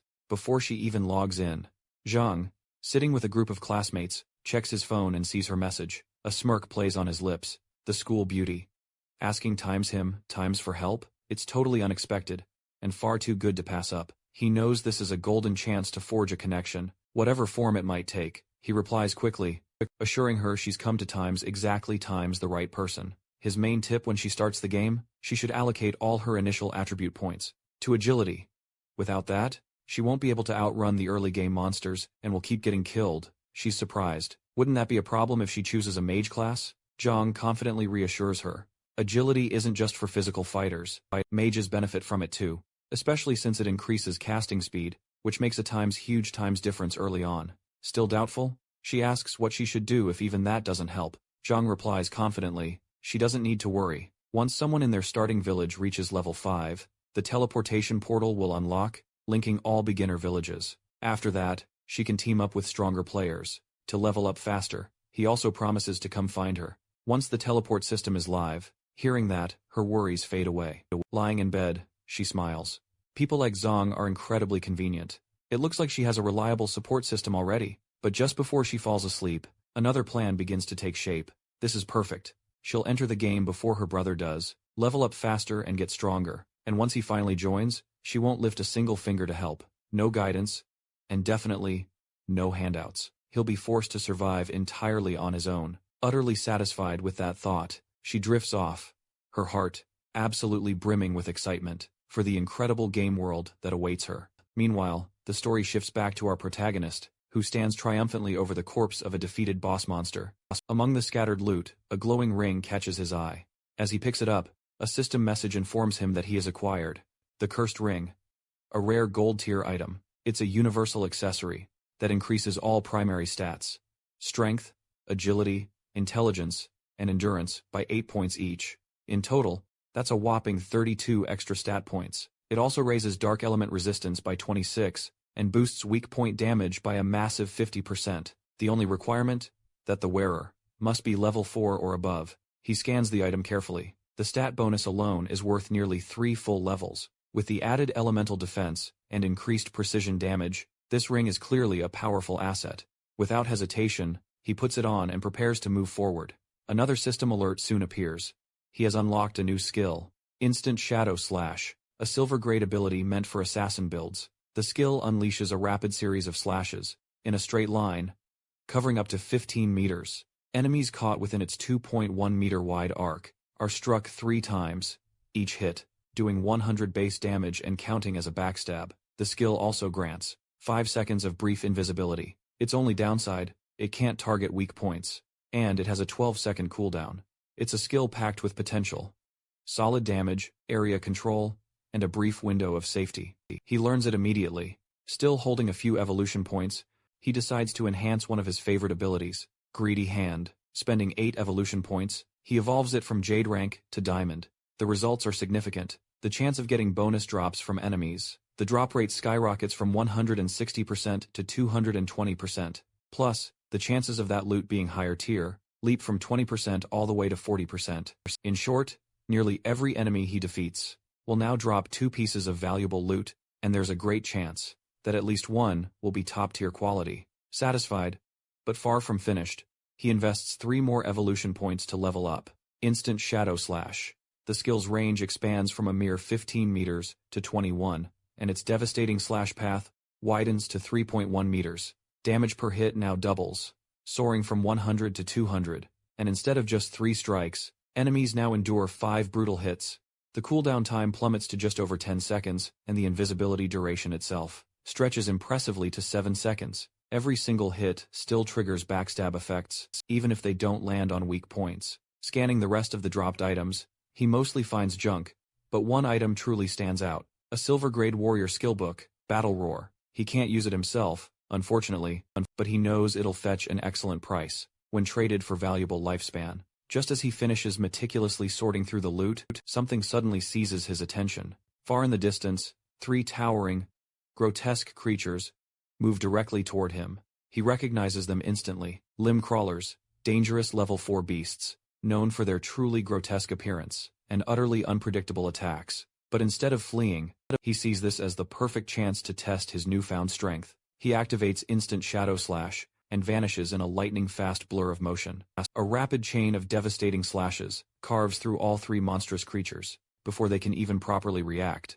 As their massive bodies collapse to the ground, the system promptly informs him he's earned 80 precious experience points and 5 extra days of tradable lifespan. Standing amidst the gruesome wreckage, he senses a strange, ominous energy radiating directly from himself. His power has grown immensely, he realizes. He pauses to think for a moment. If he combines Poison Dart with Instant Shadow Slash, he could potentially wipe out enemies before they even fight back. It's a truly deadly combo. Checking his lifespan count, he sees he only has 618 days remaining. But to bring his game, abilities and items into the real world, he'll need at least 900 days. That's roughly 2.5 years more. He sets his first goal: sell off all valuable items in his inventory. With the right trades, he might reach 900 days even faster. And once he hits level 10, he'll be able to bridge the 2 worlds, bringing everything he's built in the game back to reality. The scene shifts to the boy, as he silently makes his way back to the starter town, cloaked by his latent image skill. Moving like a shadow, he picks up a conversation nearby. A man is congratulating a woman for reaching level 3, reminding her of a deal they had made earlier. Watching them from a distance, the boy recognizes the pair. It's Lizzie and Mao. From their conversation, it becomes clear that Mao had helped Lizzie level up to 3 so she could safely log out, in exchange for 5 million in cash. Now that she's reached the required level, he's expecting her to follow through on the payment. Lizzie assures him, scoffing at the idea that her father's company wouldn't be able to spare such a small amount. She says she'll log out and take care of the transaction in the real world. Before leaving, she hands him her phone number and tells him to contact her after he logs out. Then she makes another offer. She wants to buy all of his tradable lifespan, offering 10,000 inches cash per day's worth. Mao, clearly thrilled, agrees without hesitation. Smirking, he mocks King Feng for turning down a similar offer, saying they can finalize the rest once they meet. In real life, Feng, completely hidden from view, watches from mere meters away, his presence unnoticed by Mao. Still oblivious, he continues, boasting about how lifespan in this game is no big deal. In his eyes, it's just like in-game currency, something easily earned. To him, the smartest move is converting game progress into real-world profit, and he feels incredibly clever for figuring this out so early. Later, in the starter town, Feng stands before the massive teleportation gate. As he extends his hand toward it, the gate begins to glow with a vivid blue light. As the glow intensifies, a system window appears, congratulating him for activating Shelltown's teleportation formation, and awarding him 1 reputation point. It also states that he can use the gate for free, once each day, but any extra use will cost tradable lifespan. Unfortunately, since no other gates have been activated yet, it's currently of no use. Feng contemplates the teleportation mechanics. The system is bidirectional. Activating one end alone is meaningless. Another player, in a different starting town, must also reach level 5, and activate the corresponding gate, for travel to be possible. He remembers from his past life. That song was in Firefly Town. Determined to stay ahead this time, Feng sets up a special altar that will notify him. The moment the Firefly Town gate becomes active, he doesn't intend to wait idly. He's preparing to confront Song, the moment the opportunity arises. Moving deeper into the town, his focus returns to his main objective. While most players obsess over fast travel between towns, Feng knows the real goal lies far beyond that. His true mission is to reach level 10, and enter the god's abandoned realm, where he can finally awaken his authority. That's when the true difficulty of this cursed game will truly begin. Not long after, he sets up a temporary shop. Instantly, a system notice appears, informing all nearby players that he's opened a store. He's selling equipment and skill books, but only for a lightning-fast 10 seconds. First come, first served.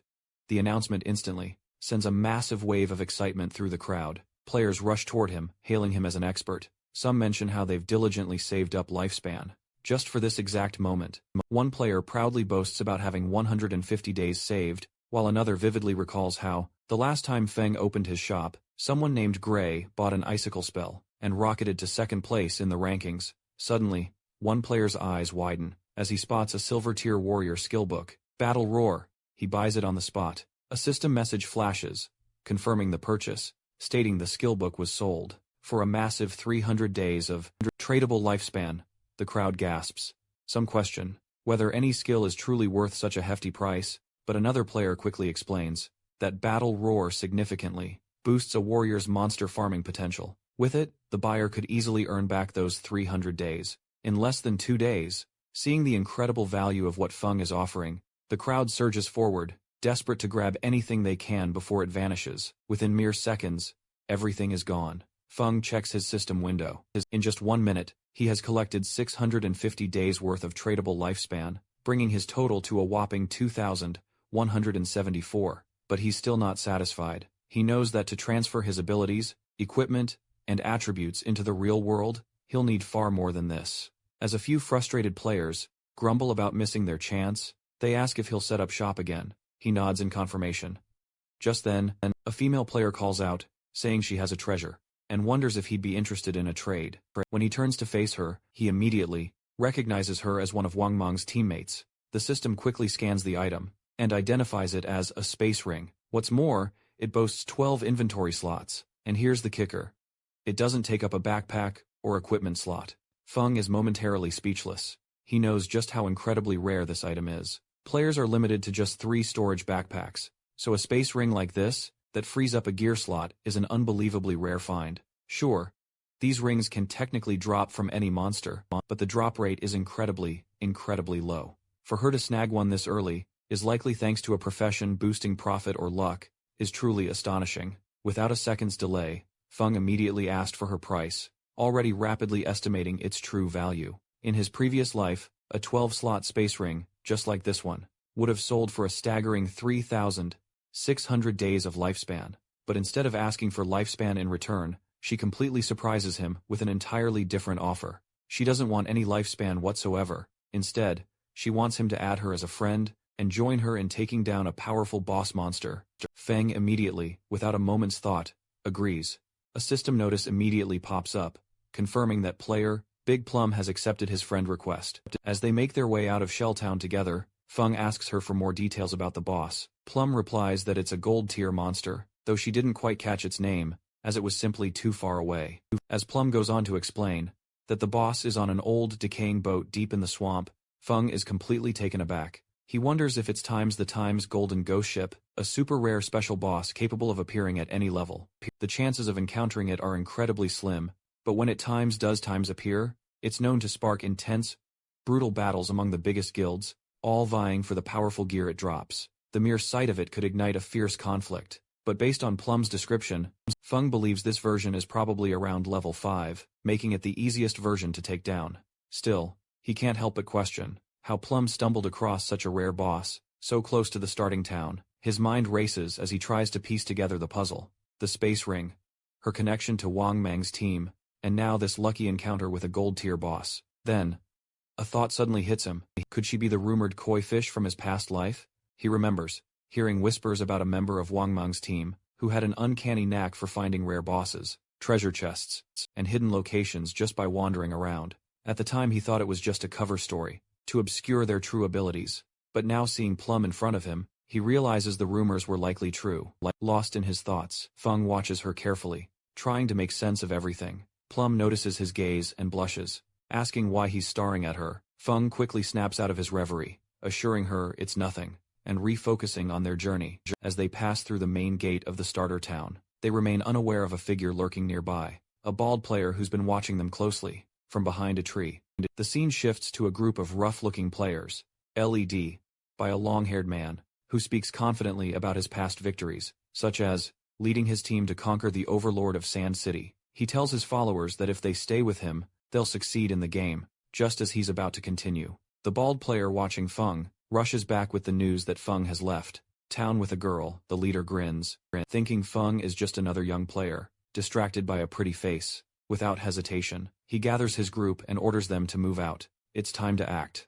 Meanwhile, as Feng and Plum continue their journey, Feng outlines his terms for helping Plum's party. He agrees that any equipment or skill books the boss drops that Plum can use will go to her, but the rest will be his. Plum thinks it over, and asks about what the other party members, like Wang Mang, will get out of the deal. Feng explains that, since their party members play different roles, there's no guarantee that assassin gear will drop, and if it does, it wouldn't be fair for him to fight for something that won't benefit him. Understanding his reasoning, Plum agrees to their terms, but then adds a small request. If any gear drops for her, captain, or other party members, she asks if Feng would sell it to her at a discount. Feng readily agrees. Plum then mentions they'll wait for Wang Mang and the rest of the party to log back into the game, before heading to the boss's location. After walking for a while, Plum realizes she has no idea where they're even going. Only then does Feng finally reveal their destination. They're heading to fight the terrifying gold-tier boss monster. Plum is absolutely taken aback by the sheer audacity of this plan. Feng is an assassin, and she's a mage.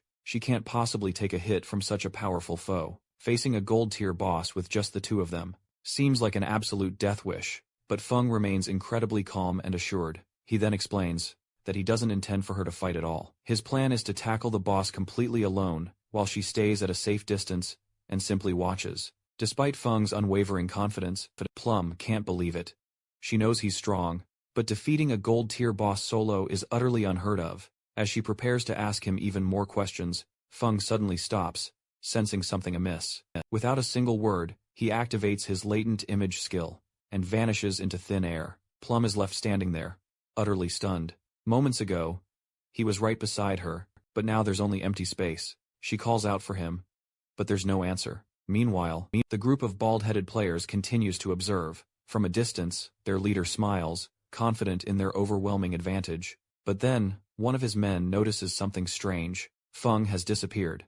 The leader dismisses it, thinking Feng must have tricked Plum and left her behind with a wicked grin. He orders his group to move in and capture Plum first, planning to have some fun before anything else. As they close in, the leader reminds them that sticking with him will guarantee a good life, and that even women are practically falling into their laps. But just as they get close, a shadowy figure suddenly materializes in front of them. The leader freezes, his grin fading as he looks into the swirling, dark aura. Confusion flashes across his eyes.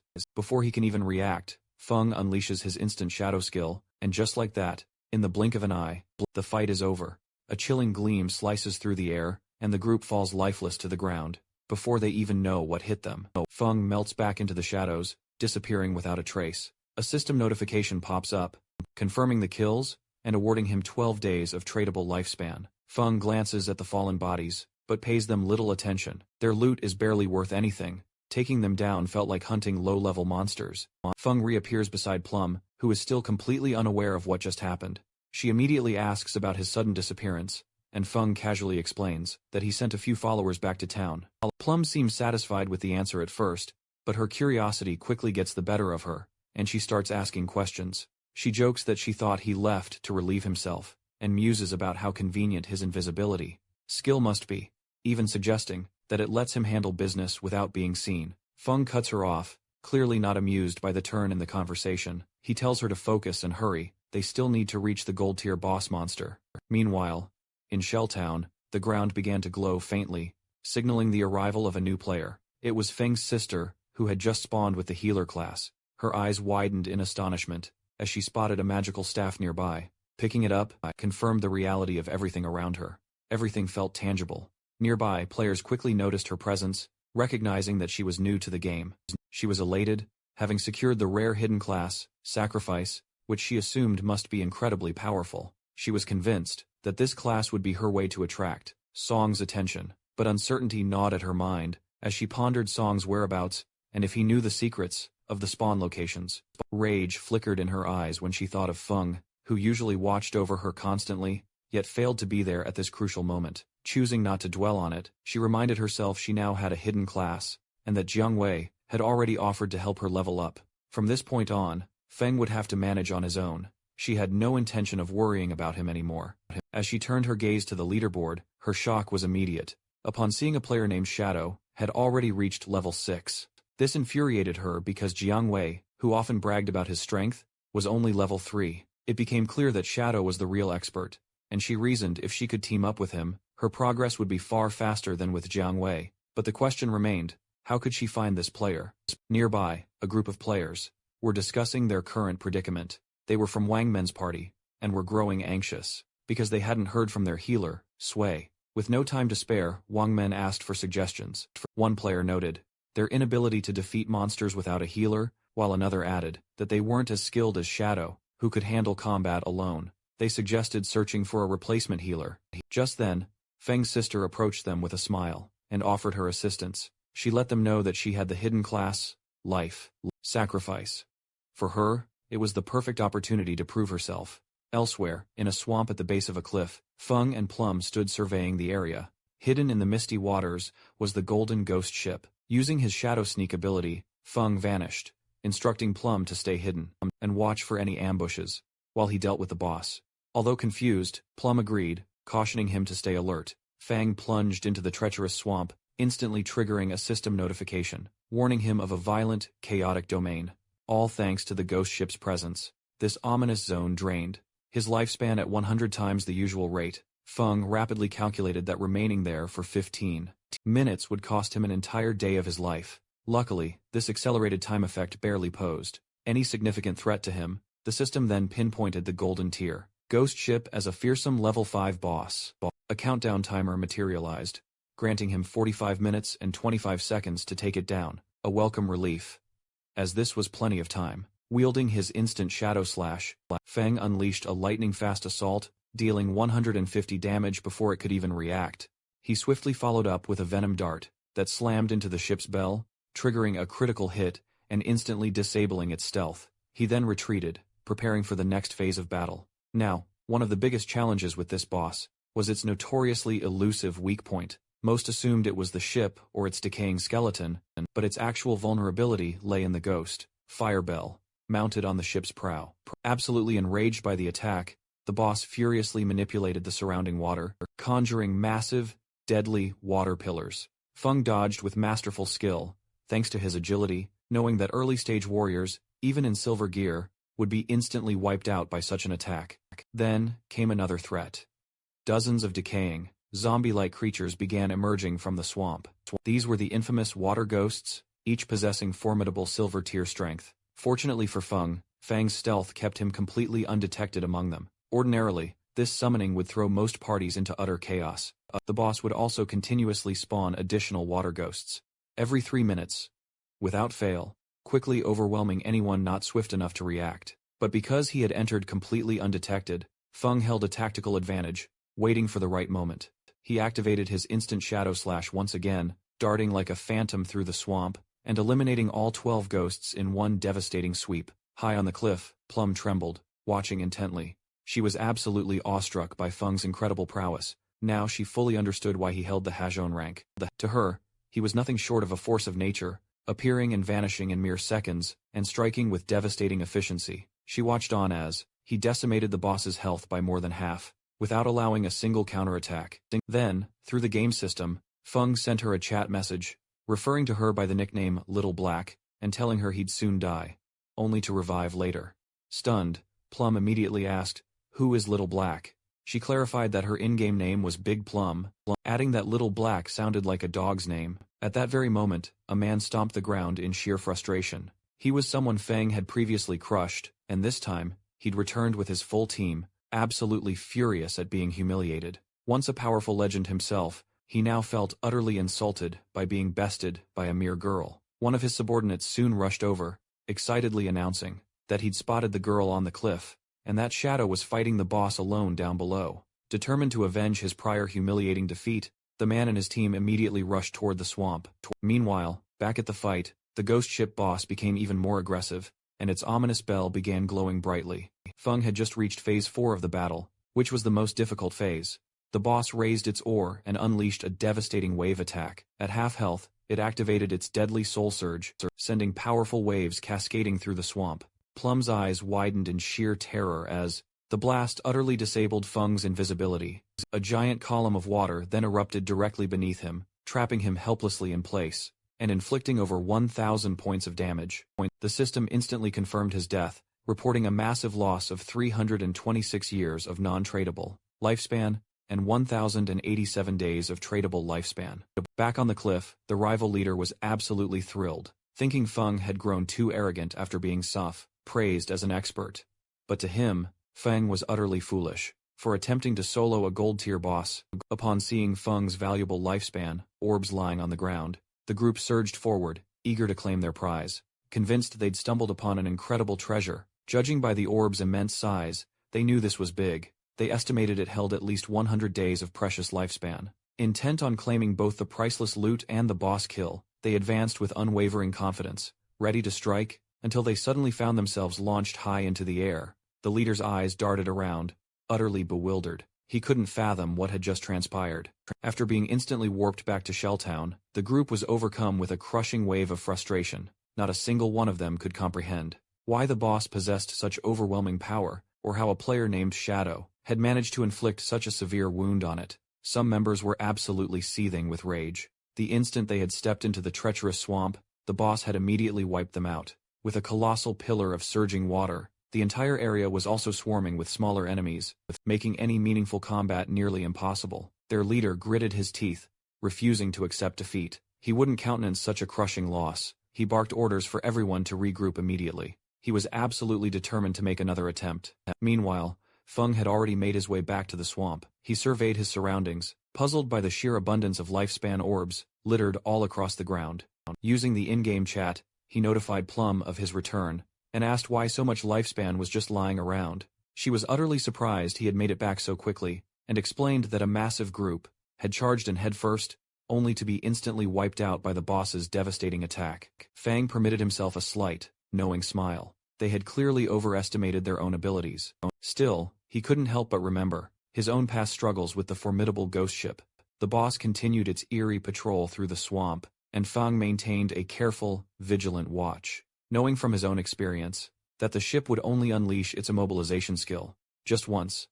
After that, dealing with it became significantly more manageable. Once below half health, there was a set chance the ghost ship would mysteriously vanish and reappear somewhere else, which made defeating it without any delay a truly difficult task for most players. Without wasting a moment, Fang launched a poison dart straight at the ship's bell, instantly provoking its aggression. As it readied another attack, Feng vanished using Shadow Sneak. He then carefully observed the boss's behavior, studying its patterns. Recognizing its familiar moves, he closed in. With an instant Shadow Slash, his attacks landed with precise accuracy. Meanwhile, the enemy leader and his team reached the cliff once more. One of them pointed out that Feng was already battling the boss. Hearing this, the leader became enraged, desperate to find a way to eliminate both Feng and the boss. From the cliffside, Plum watched the group return and grew furious. Shadow was on the verge of finishing the boss, and she refused to let them interfere again. Gripping her staff tightly, she summoned a powerful thunder spell. A lightning strike burst from her staff, striking the group below, and leaving some of them charred. The survivors stood in shock. The leader, enraged, demanded to know who had attacked them. One of his men pointed at Plum, identifying her as the culprit. He grabbed his axe and ordered his men to kill her. Frightened, Plum turned and fled, calling for help as the group pursued her, shouting threats. Not far from the scene, two men hiding behind a tree watched the chaos unfold. As Plum and the others approached, They pressed themselves deeper into cover. Feng, now in the swamp, had drawn back from the boss, observing it closely. Its health was nearly depleted. Despite being only a level 5 boss, the Golden Ghost ship proved difficult to defeat solo. His damage output was low, and the fight had dragged on long enough to attract unwanted attention. Spotting a group on the cliff, he recognized them as the ones who had recently been wiped out. He also noticed another group stationed near the swamp, clearly waiting for him to defeat the boss, so they could ambush him and claim the loot. The poison finally started to overwhelm the boss. Its body began to fade, eyes glowing ominously.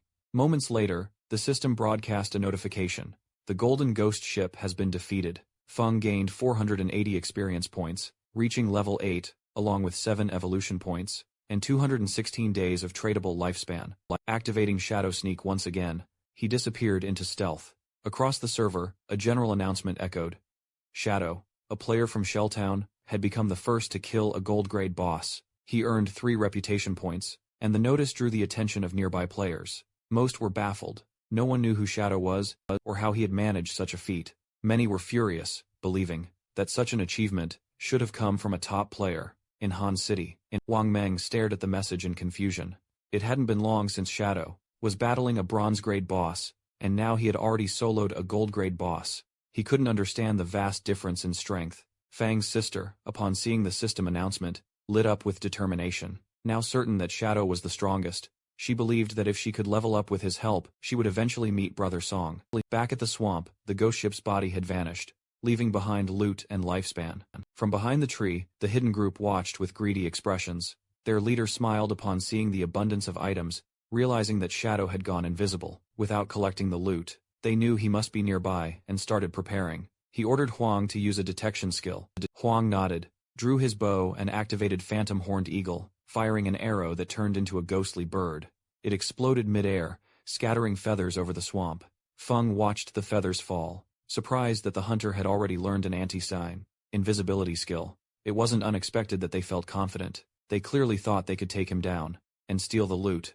However, their detection skill was only level 1. Yet, it couldn't pierce Feng's advanced invisibility, a signature ability of his assassin class. Confident, Huang then turned to the others, declaring Shadow had likely fled. The group then moved in on the loot, intending to secure it and simply wait out the timer. After just 5 minutes, the loot would be theirs. They grinned, certain of their victory. But just as they relaxed, Shadow reappeared. Their faces twisted in utter shock. Before they could react, Feng struck like lightning, dropping them all in a single flash. With the area finally quiet again, Feng shifted his focus to the loot. A thought then crossed his mind. Where was Plum? He'd search for her later. For now, however, he had enough evolution points to upgrade Greedy Hand. Post-upgrade, it soared to epic quality. The skill now boasted a 220% to 300% chance of generating bonus loot from monster corpses, and all bonus drops were guaranteed to be 1 tier higher. He activated the skill, causing the loot to gather and glow. As Greedy Hand devoured the items, Feng smiled. A bright light then radiated through the forest. As the results appeared, 21 evolution points, 648 days of tradable lifespan, and 2 incredibly special items, Ghost Fire Bells. Feng's eyes widened at the sight of the bells. These rare items prevented lifespan loss upon death, and boasted a cooldown of 1,560 seconds. Each bell granted 2 abilities. Soul Absorption, a passive skill that increased lifespan gain from kills by 20%, and Soul Shock, an active skill that could immobilize all enemies within a 100-meter radius for 3 seconds, with a 512-second cooldown.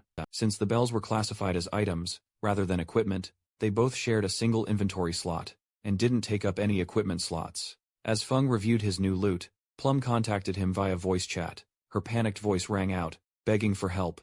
An alarmed Feng asked where she was. Instead, he was met with the sound of her terrified screams and desperate pleas to stay away from her. Plum was gripped by absolute terror. The leader and his men had finally cornered her. With twisted, malicious grins, they praised her stubborn resistance, claiming she had nowhere left to escape. One of them mockingly told her to come quietly, promising they'd make her feel so good, she'd ascend to heaven. Her fists clenched tight in anger and disgust. Glancing behind her, she realized she'd backed herself right to the edge of a cliff. With her heart pounding and her resolve hardening, she made a split-second decision. She wasn't going to let those bastards have the satisfaction of killing her. Without a moment's hesitation, she hurled herself backward off the cliff. The group was caught completely off guard, staring in disbelief as her body plunged. She crashed into the ground below with brutal force, her health vanishing instantly. As a pool of blood spread beneath her, her corpse began to dissolve into orbs of lifespan. The leader peeked over the edge, genuinely baffled. He hadn't expected her to actually jump. "She's got some guts," he muttered. Back in Shelltown, Plum messaged Feng, telling him there was no need to come to her aid anymore. She had died and respawned safely. Despite the pain, she was relieved. All their tradable lifespan was stored on Captain Wang Mang anyway, so they hadn't lost anything valuable. Feng felt a wave of relief. He told her to wait for him. He'd bring her some of the loot. Plum brightened at his words, praising him for his hard work. With the immediate danger gone, Feng swept up all the lifespan orbs, scattered across the swamp. This time, the haul was massive. His tradable lifespan now sat at 315 days. He also earned 21 evolution points. He considered upgrading his greedy hand skill, but a system message popped up, informing him that the skill had already reached. This epic quality now demanded 10 times the usual evolution points. The system then queried if he wished to spend 210 evolution points to evolve it. Feng wasn't fazed by greedy hands' cost. He expected top-tier skills to demand a premium. For now, he decided to hold off. Boosting his damage output instead promised much greater returns in crucial boss fights and for valuable loot. That was his priority right now. So, he shifted his focus to Instant Shadow Slash, evolving it from Platinum straight to Diamond tier. Its attack range surged from 21 meters to an impressive 27 meters. Plus, its invisibility duration lengthened from 7 to a full 9 seconds. The number of devastating slashes leaped from 5 to 7, and each one now dished out 300 bonus damage, a significant jump from the previous 200. The actual slash length extended from 3.1 to 4.1 meters, and the skill's total duration now clocked in at 10 seconds. He then spent 10 evolution points, leaving him with only 3 remaining. Next, he powered up his initial skill, Backstab. It rocketed from normal quality straight to gold, bypassing both bronze and silver tiers entirely. The system promptly updated the skill, ramping Backstab's damage boost from 15% to a hefty 30%. Feng couldn't help but smile. With Instant Shadow Slash evolved and Backstab enhanced, his total damage output had more than doubled. Even without breaking stealth, he could now dish out up to 3,000 damage. And if he times break stealth, a full combo could soar to an incredible 6,000 to 7,000 damage. Opening his system window once more, he carefully reviewed his newly upgraded arsenal. He recalled that gold-tier bosses typically dropped 2 to 4 silver items, with only a slim chance of gold equipment. But thanks to his greedy hand skill, he had snagged an astonishing 11 gold-tier items and skill books, plus 2 platinum equipment pieces and 1 platinum-tier skill book. Even better still, 3 of these precious items were perfectly tailored for assassin classes. Among them were the coveted Ghost Chip Dual Blades, platinum-tier assassin weapons. They boasted a base damage of 136, plus 22, agility, and an insane 24% attack speed, and a hefty 17 points of armor penetration, all usable from just level 5. What really set these blades apart was their unique effect. Every normal attack would strike twice. Feng immediately equipped the dual blades. Even though he rarely relied on normal attacks, the base stats alone were truly excellent. The massive boost to attack speed would also significantly accelerate his skill usage and drastically reduce cooldowns. And that armor penetration? Pure bonus. Next up, he donned the Ghostfire leather armor, a gold-tier chest piece boasting 25 physical defense, 50 fire resistance, 14 damage block, and a whopping 419 additional health points. This too only required level 5. Feng was honestly stunned. Despite leveling up, his base constitution hadn't increased much at all. His max HP was still a mere 350, but this armor piece alone had significantly boosted his health. What's more, with it equipped, most average players wouldn't even be able to lay a scratch on him. Using the system settings, he promptly made his new armor invisible. He then switched his outward appearance back to the base assassin look. That way, enemies wouldn't realize how ridiculously well equipped he was, unless they actually bothered to check his profile. But he wasn't done yet. One more item remained to be reviewed. In his inventory lay a gold-tier skill book, Ghost Shadow Blur, an assassin class ability. It granted a passive 15% dodge rate, and each time a dodge successfully triggered, it would provide full immunity to all damage. For a brief moment, Feng grinned. He had finally acquired a survival skill, truly fit for an assassin. Then he remembered. Most players avoided this skill. The dodge stat was notoriously difficult to build up in this game, and focusing on it meant sacrificing other vital stats. If a dodge didn't activate, the player could be instantly killed, but Feng was different. He could evolve skills without any penalty. For him, raising dodge wouldn't weaken his other attributes. It was all upside. With everything sorted, he quickly moved out from the area. The remaining loot consisted entirely of gear for warriors. A whole squad of priests and archers. His plan? To offload them all to Wang Mang, and with a sweet 10% discount. Even if funds were tight right now, Wang Mang would extend credit. No doubt, without a second thought. This massive upgrade? All thanks to Plum. Without her incredible, koi-like luck, he'd never have found a level 5 ghost ship in time. He made a mental note. He owed her big time, and he'd make sure to thank her properly. As Feng strolled past a tree, the furious leader and his remaining men appeared. Their eyes met at the exact same moment. But it was the leader's crew, whose faces went utterly pale with fear. The moment they recognized him as Shadow, overwhelmed by panic, they bolted. As expected, Feng wasn't about to let them get away. He activated Shadow Stealth, and let out a soft sigh as his skill activated. Before they could take another single step, Feng launched himself forward like a thunderbolt, wiping out all the subordinates in an instant, with a single, deadly blur of motion. The leader panicked, trying to bolt at full speed, but Feng materialized directly in front of him, dropping his stealth. The man's face almost slammed into Feng's, his eyes instantly welling with tears. Trembling, he begged for mercy, confessing his error and begging for forgiveness, even claiming he had less than a year of lifespan left. But Feng, staring at him with a cold, indifferent gaze, simply asked if he'd considered his own fate, when he attacked others without hesitation or remorse. Feng struck him with a poisoned dart. As the man writhed in agony, Feng turned away and left. After killing so many players, a new system status activated. He had entered Killer State, currently at Layer 1. This status meant that, upon death, he'd lose a whopping 75% of his remaining lifespan, but Feng remained calm. He had the Ghost Fire Bell, and even if he were to die just once, it would protect him from any loss. Back in Shelltown, our hero returns. He instantly noticed all eyes were glued to him. A flurry of whispers and murmurs began to spread, as everyone recognized him as the player who'd just slayed an infamous gold-tier boss. However, there was a catch. Many were utterly baffled by his lack of visible gear. A few even suspected he had exploited some sneaky game bugs to win. As he made his way through town, a man suddenly rushed up and begged him to wait. Feng, now curious, watched the man try to act casual. He then presented Feng with a skill book, explaining with a clearly forced smile that they'd accidentally bought the wrong item. It was meant for assassins, you see, so he insisted Feng just take it off their hands. He added, hoping they could finally forget the past. The system promptly identified the item. It was a combat skill book called Impale, a single target skill granting plus 20 attack, and causing a 2-second stun, with a 22-second cooldown. Feng's eyes narrowed ever so slightly in surprise. This was a control skill, rare and incredibly valuable. He accepted the book and simply continued on his way. The group, meanwhile, quickly dispersed. Among them, one man was absolutely seething with fury. He complained bitterly. Furious, they were forced to hand Feng a skill book, just to appease him. Another man readily agreed, just as frustrated. He couldn't believe they'd been treated so disrespectfully. One of them suggested they use their contacts to gather even more people, claiming that, even if each person only contributed a single spit, they could drown Feng with sheer numbers alone.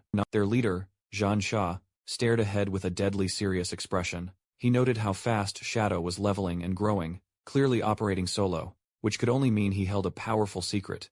Zhan Sha then proposed tracking him down in real life, and even kidnapping him to uncover his secret. They could even force him to work as their slave, and gather lifespan for them. Another man praised Zhan Sha for his incredibly clever plan. Since Shadow's voice sounded so unfamiliar, and clearly not local, they assumed he must be poor. Manipulating someone like him would be a piece of cake.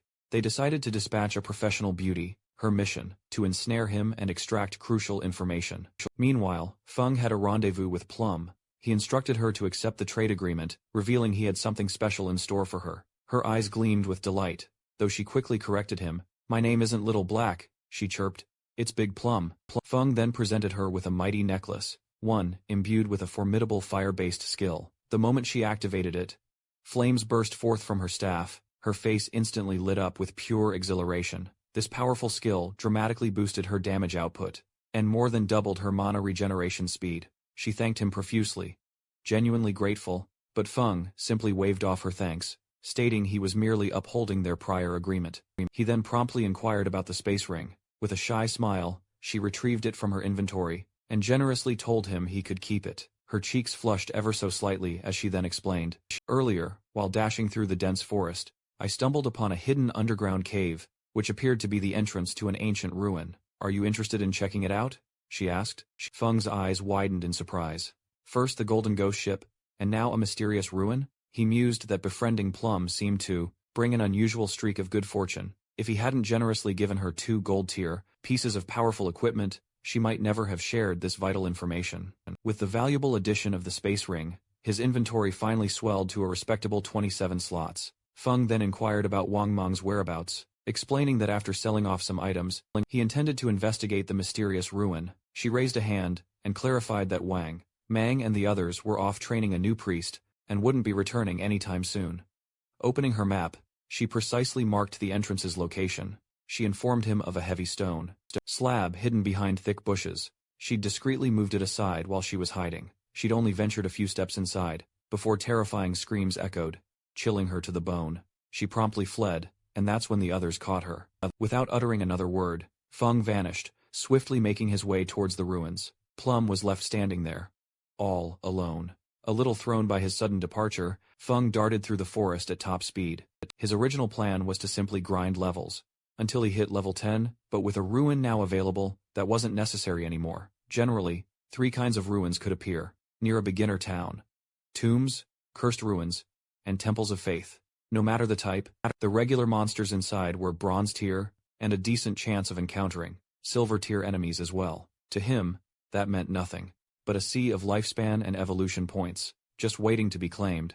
Following the map Plum had marked, Feng soon arrived at the ruin's entrance. Wasting no time, he stepped inside, his mind already racing with possibilities. Whether this was a tomb, a cursed ruin, or a forgotten temple, he was ready for whatever lay ahead. There wasn't much to say about tombs.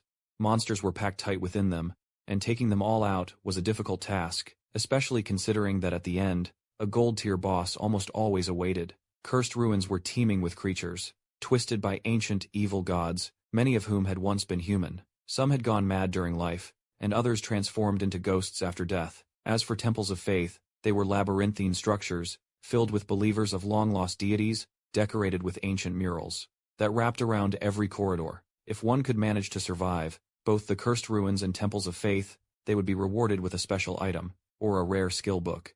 As Feng walked through the passageways of this particular ruin, he recognized the symbols and carvings on the walls, and soon realized he was in a temple of faith. The murals struck him with a strange familiarity, and just as he began to study them more closely, distant roars echoed through the corridor. He continued forward and quickly identified this place as the Temple of Faith, a relic of the ancient god of judgment, sharing the same origin as his Eye of Judgment skill. Meanwhile, deep within the forest, Wang Mang and his party found themselves locked in a fierce battle. With his beast shield raised high, Wang Mang absorbed the initial wave of brutal attacks. But the instant he let his guard down, the monstrous creature lunged forward, sweeping him violently into the air. His body slammed hard against a towering tree, crumpling under the immense damage.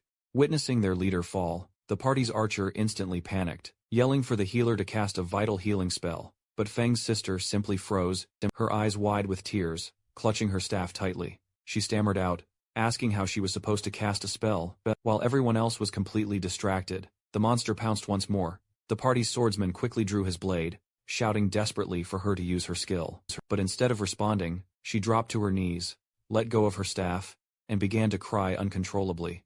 The creature showed absolutely no mercy, attacking again, and before long, the entire party was mercilessly wiped out, forcibly returned to Shelltown. Their immediate return didn't go unnoticed. Plum happened to be nearby, greeting them with a teasing smile, asking why they were back so incredibly soon. She added that since Shadow hadn't returned yet, they wouldn't be able to buy any new equipment. The party's archer, his frustration boiling over, pointed a shaking finger directly at Feng's sister, and shouted that he had never seen anyone so utterly stupid. She didn't know how to dodge, didn't know how to use even a single skill. Xiao burst into tears once again, overwhelmed and completely unsure of what to do.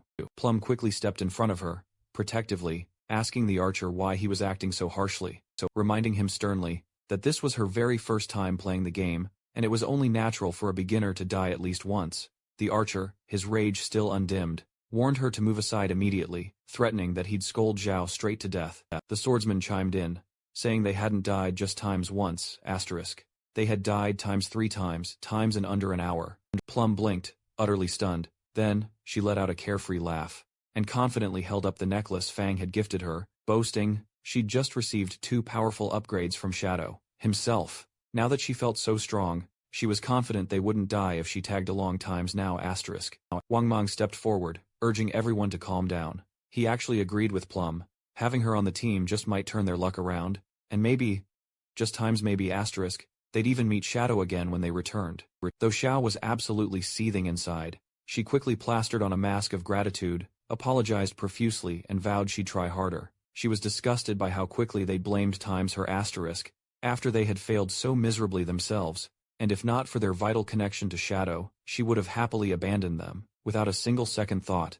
Meanwhile, elsewhere in the ruins, Feng entered a vast stone chamber, deep within the ancient ruin, and what he saw made him pause, startled. 2 grotesque monsters were kneeling before him.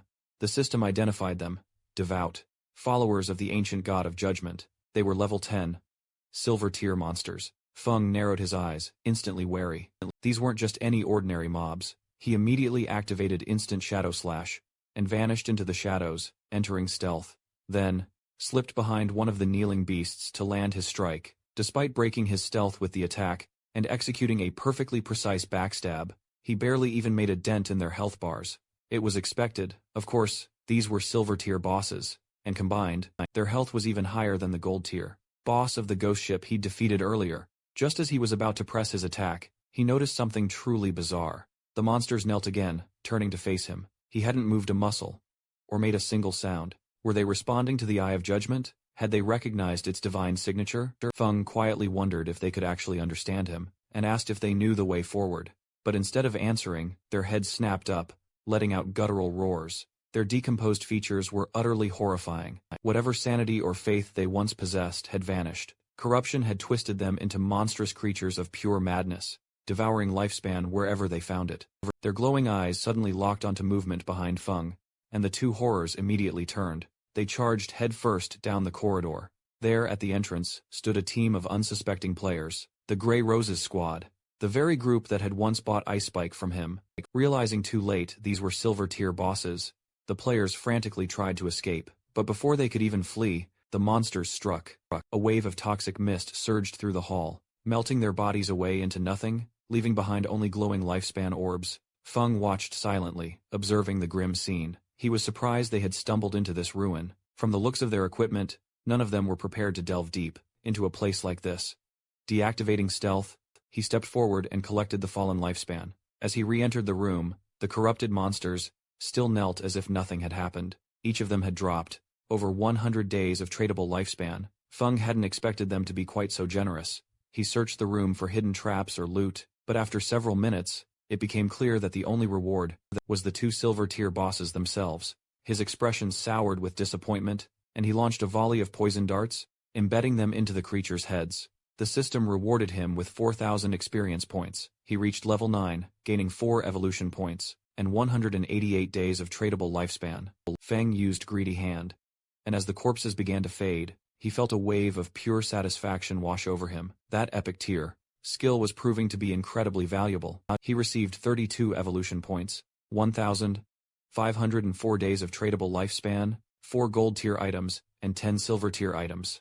Among the incredible loot was a gold tier pendant for assassins, the Pendant of the Faithful. It granted a sweet 15 points of agility, along with a hefty 20% cooldown reduction. Its unique effect allowed him to summon a silver tier devout follower to fight right by his side, with a cooldown of 6,000 long seconds. He clenched his fist, a wave of triumph washing over him. This pendant was absolutely excellent, with that 20% cooldown reduction. His stealth skill dropped from 22 seconds down to a mere 19.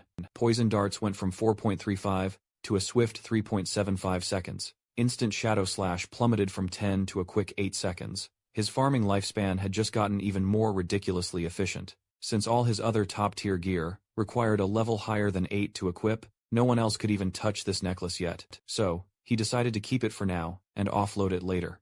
Just as he was about to make his grand exit, the ground trembled slightly. Curious, he immediately turned back, and there, a small stone pillar was rising right from the floor. His eyes lit up with pure, unadulterated joy. After clearing out all those pesky monsters, the hidden mechanism had finally sprung to life. Feng examined the stone pillar with utmost care, his instincts on high alert. It was a hidden mechanism, one he'd encountered before in similar ruins.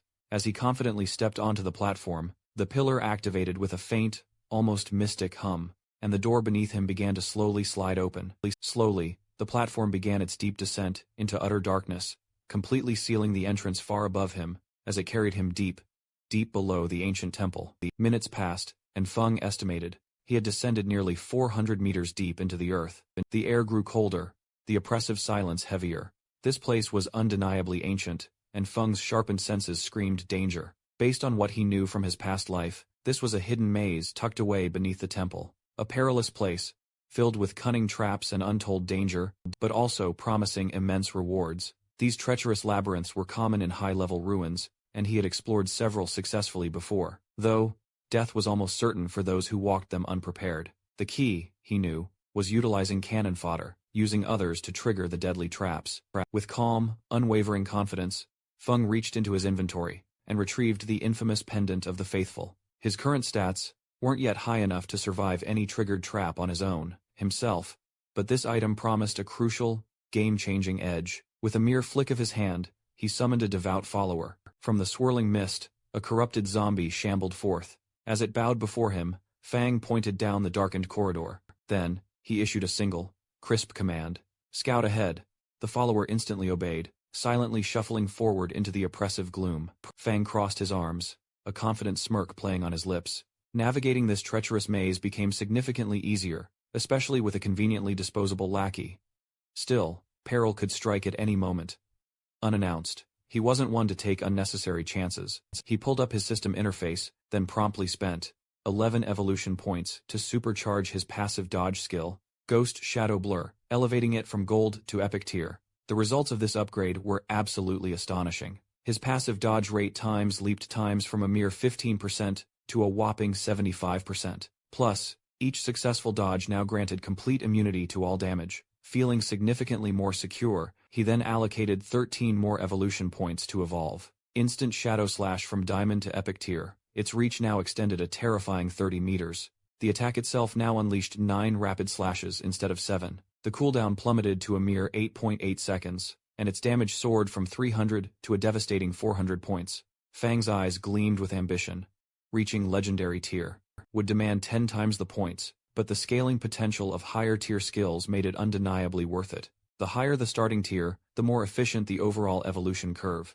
An epic skill could potentially reach Legendary with just 10 points, whereas starting from normal would demand hundreds. With only 11 points remaining, he decided to evolve Shadow Sneak, his trusty starter stealth skill. Spending 8 points, he boosted it from Silver to Platinum. Its stealth duration immediately increased from 16 to 24 seconds, and the damage from its stealth-breaking attack was enhanced by 90%. Its cooldown dropped from 26 seconds to 22, and thanks to his unique cooldown reduction trait, it now reset in a lightning-fast 16.3 seconds. It wasn't perfect, he mused. The stealth-breaking damage was still notably weak, but it would certainly suffice for now. He'd replace it with something better later on. As he continued his trek through the winding, treacherous maze, his devout follower suddenly triggered a hidden trap. A massive boulder crashed down from the ceiling above, instantly crushing the creature into oblivion. Its body shimmered and dissolved into light. Fang let out a deep sigh, and decided to wait for the cooldown, then summon another. The maze was treacherous, but he was in no rush.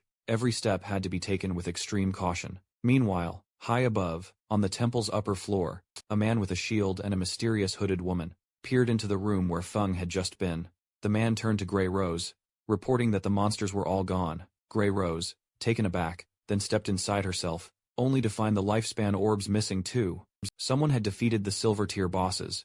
She correctly surmised it could only be Shadow. Only that expert was capable of such a feat, but something else gnawed at her. She remembered seeing someone just before, seemingly communicating with the monsters themselves. Could it be that Shadow had a skill that let him charm powerful bosses? That kind of power was utterly terrifying and mysterious. Back below, Feng summoned another devout follower, and pushed forward for 3 long hours.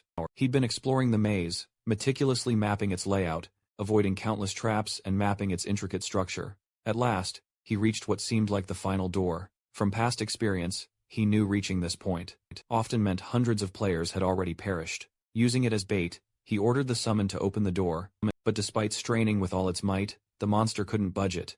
Feng frowned, then approached it himself, placing a hand on the cold, ancient stone. The moment he did, the door began to shift and creak open, releasing a thick wave of smoke that rolled across the floor. Feng wiped the sweat from his brow. This wasn't good. Beyond was a large chamber, filled with crumbling, cracked pillars. In the very center stood a lone chest, wrapped tightly in wicked, thorn-covered vines. Beside it knelt an NPC. An eerie woman, her lower face completely wrapped in tattered bandages. Feng triggered his system, attempting to scan her stats, but nothing appeared. No information at all. That had never happened before, ever. The woman began to whisper in a strange alien language, and then slowly faded away into pure light. Feng watched in stunned silence as she simply vanished. With her, the vines on the chest disintegrated. Despite his wary gaze, he knew this woman was undeniably linked to the Eye of Judgment itself. Suddenly, the chest blazed with golden light, the unmistakable beacon of rare loot. But Feng remained on high alert. Treacherous traps and mimics were always a risk. He signaled his summon to pry it open. His summon obeyed, and as it lifted the lid, a blinding beam of light erupted from the chest. Inside, nestled within, was a skill book, one that radiated with a truly godly aura. Indeed, inside the chest lay a treasure worthy of legends, specifically, a skill book, tailored perfectly for an assassin. Its deceptive title, Bestow of Mercy, was a truly deceptive name for such lethal power. The book shimmered with an epic-tier glow. Upon closer inspection, Feng discovered, it granted both a passive and a powerful active effect. The passive effect alone was simply absurd. It granted a flawless 100% accuracy when aiming at any weak point, and powerfully doubled the damage dealt to them. Even more impressively, it significantly expanded the enemy's weak point hitbox, making precise attacks nearly effortless to land. But it was the active skill that truly caught Feng's attention. The devastating slit throat. This devastating technique enhanced the user's next strike. With a powerful debuff, the target would bleed, for the same damage per second as the initial hit, for 3 seconds. So, a strike, dealing 300 damage would then result in a staggering 1,200 points of pain. That's triple the initial impact. Thanks to Feng's incredible cooldown reduction stats, the skill's usual 60-second cooldown was slashed to just 44.4 seconds. However, Slit Throat only applied to the very first strike of a multi-hit move, like instant Shadow Slash. Still, the potential for burst damage was absolutely monstrous, and with the skill already being epic tier, evolving it to legendary would cost only 10 points. This alone made the entire loot haul one of his best yet. Utterly satisfied with the outcome, Feng decided to wrap up his expedition for now. He owed this incredible opportunity to Plum. Indeed, without her, he never would have stumbled upon this hidden maze. It was finally time to return and repay that favor, or at least, share the immense spoils. He quickly messaged Plum via the system chat, asking her to tell Wang Mang to head back to town.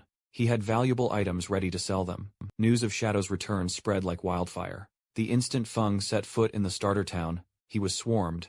A massive crowd had gathered, players from all over, vying for his attention. Some begged him to add them as friends, others offered to become his loyal followers, pledging their absolute support in every battle.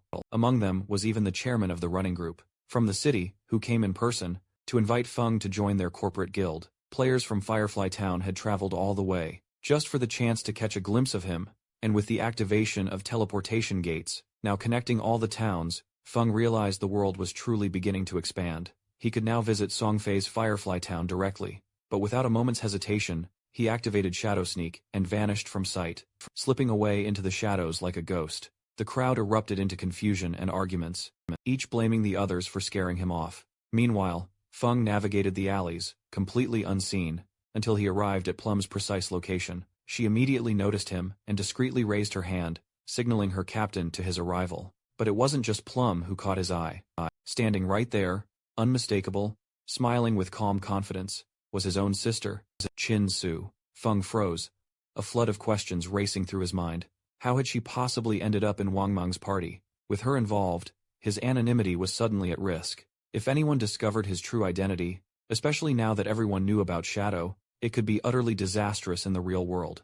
In the real world he was still so vulnerable. Even a simple kitchen knife could end him. If someone got too close, he couldn't afford to slip up.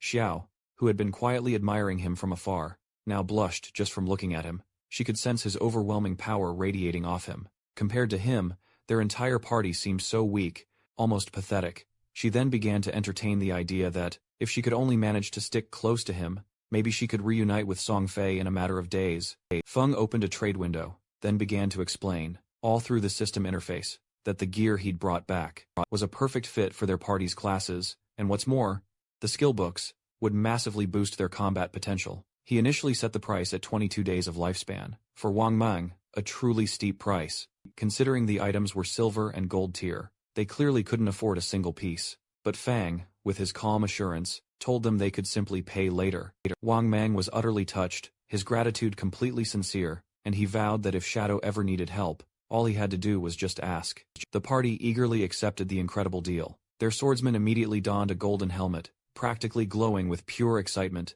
marveling he was wearing gold-tier gear already. Wang Mang quickly equipped his new items as well, instantly gaining a gold-tier skill, that instantly tripled times his DPS. The emotion was simply too much. He wept openly. The fact that Shadow had trusted them enough to let them buy on credit only deepened their profound respect. As they joyfully celebrated, Wang Mang checked the inventory again, then frowned. There was absolutely nothing for a priest. Zhao looked visibly confused, and a little disappointed. Meanwhile, the archer clenched her fists in frustration. She had only managed to leech experience during their entire time together, and now, it seemed the spoils had passed her by.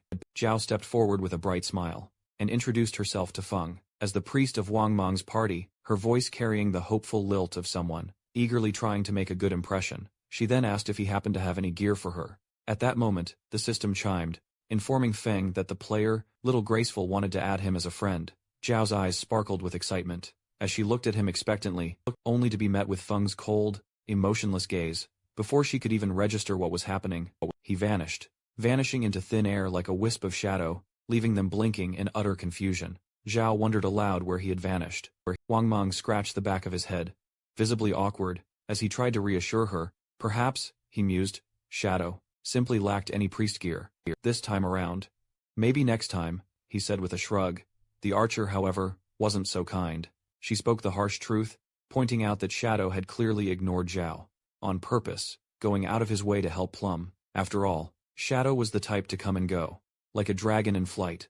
Majestic, untouched, and terrifyingly cool. Fang, meanwhile, had already moved on. He knew perfectly well there was a gold-tier priest staff, and a gold-tier priest skill book in his bag, but giving them to Zhao?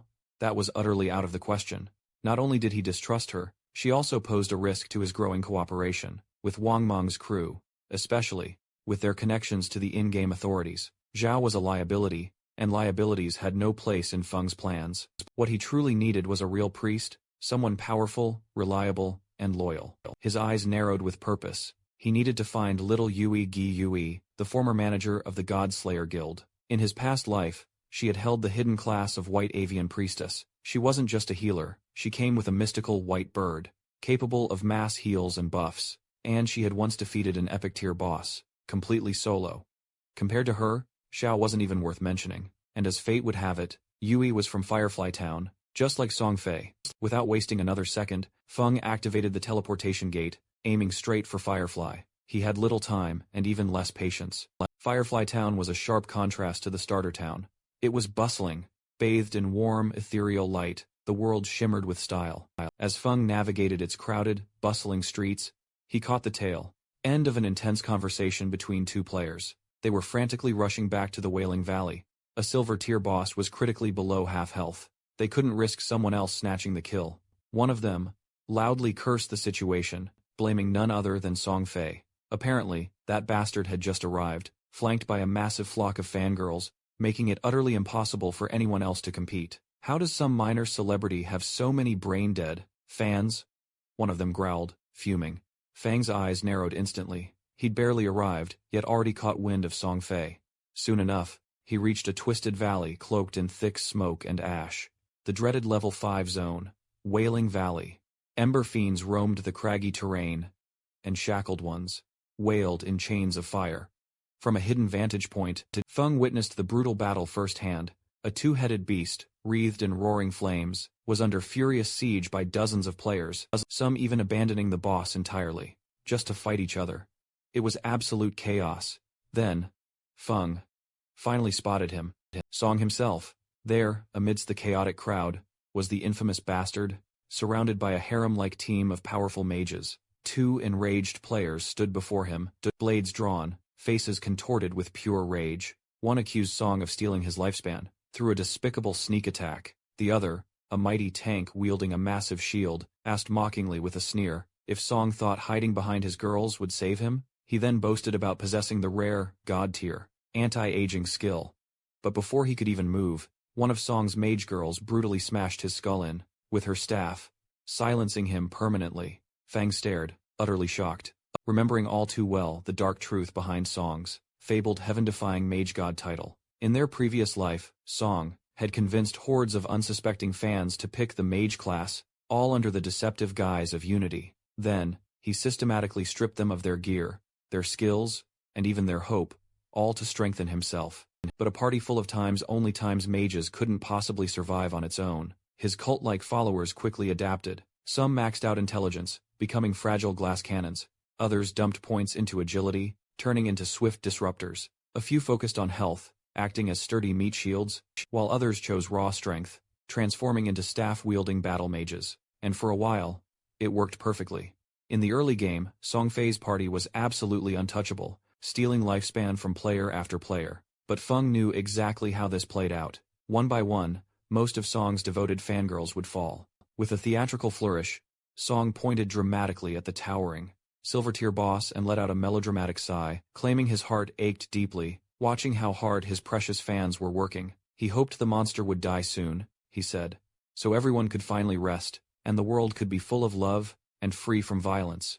As if on cue, a wide-eyed girl from his entourage stepped forward, utterly moved by his supposed compassion. One of Song's loyalists nodded fervently, agreeing wholeheartedly that the one suffering the most was their beloved Song. According to her, he was working so hard, he shouldn't have to bear it any longer. With a trembling hand, she pointed at the monster, vowing to kill it to protect him. Rallying to the cause, Song's fangirls launched their frantic attacks. Spells flew through the air like vibrant fireworks, fueled by pure, blind devotion. They swore to follow him to the ends of the world, willing to make him king, even if it meant their own death.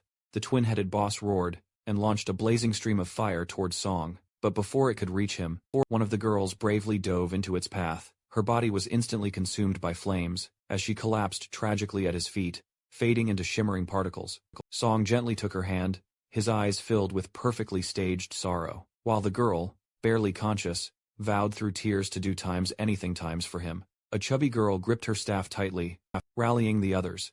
If we kill this ugly monster, then Brother Song. He was about to claim the top spot in the rankings, he just needed to surpass Shadow. That bold declaration sent the rest into a frenzy. Screaming war cries and chanting Song's name, they unleashed barrage after barrage of powerful spells, thunderbolts, flame pillars, and light spears, driving the boss to its absolute limit.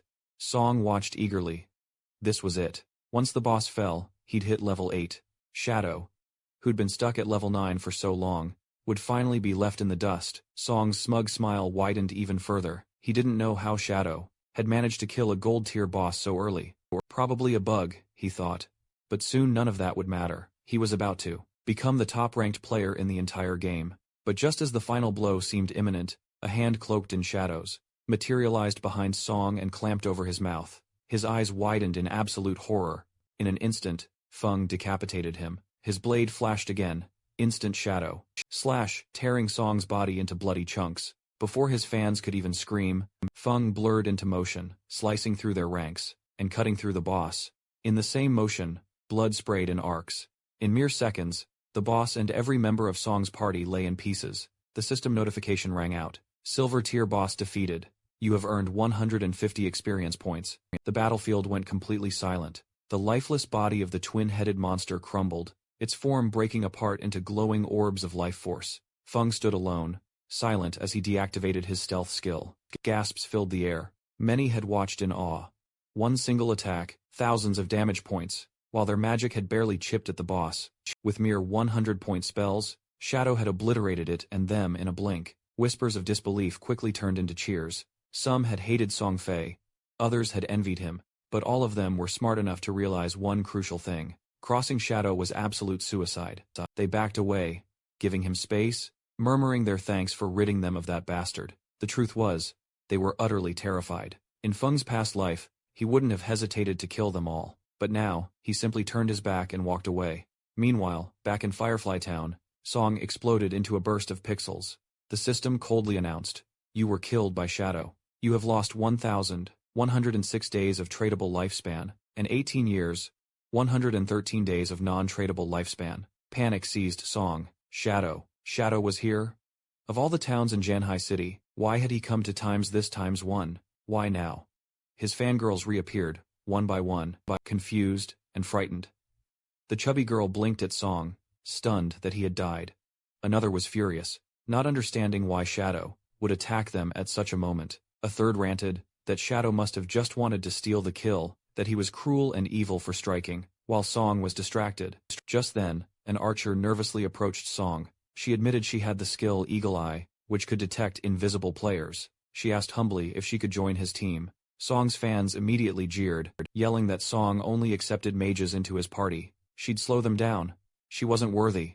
But Song, ever the manipulative showman, stretched out his arms and gently smiled. He said it didn't matter that she was an archer. What mattered was the strength of her emotions. He took her hand and promised her a place in his family. Together, he claimed, they would strive, grow, and one day take revenge on the evil Shadow, all in the name of love. Having Song so close made the archer girl blush, her cheeks flushed with warmth, as tears of joy streamed down her face. It was as if being accepted into his family had fulfilled some lifelong dream. Another girl, a dark-robed assassin, stepped out of the shadows, her voice full of venom. She declared that she, too, could become invisible, and that she would make Shadow pay for what he'd done to their beloved leader. A mage chimed in, her eyes gleaming with righteous fury. Proudly revealed, she'd just mastered a brand new AoE spell, one capable of freezing Shadow solid. Song, ever the showman, spread his arms wide and flashed a benevolent smile, proclaiming that any girl who believed in love was welcome to join his family. His words triggered another wave of heartfelt sobs.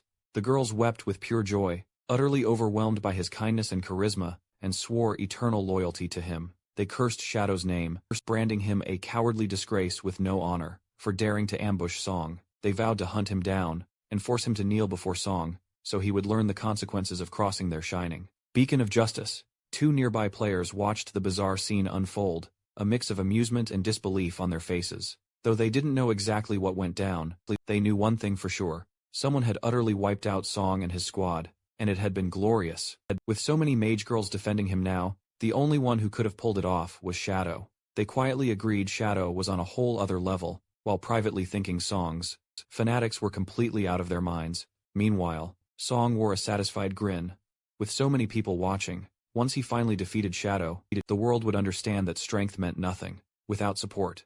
According to him, Shadow was just a soft-hearted loner, an assassin who dared to challenge a noble mage like himself. He couldn't wait to utterly humiliate him. Unbothered by all this drama, Feng looted the battlefield with surgical efficiency.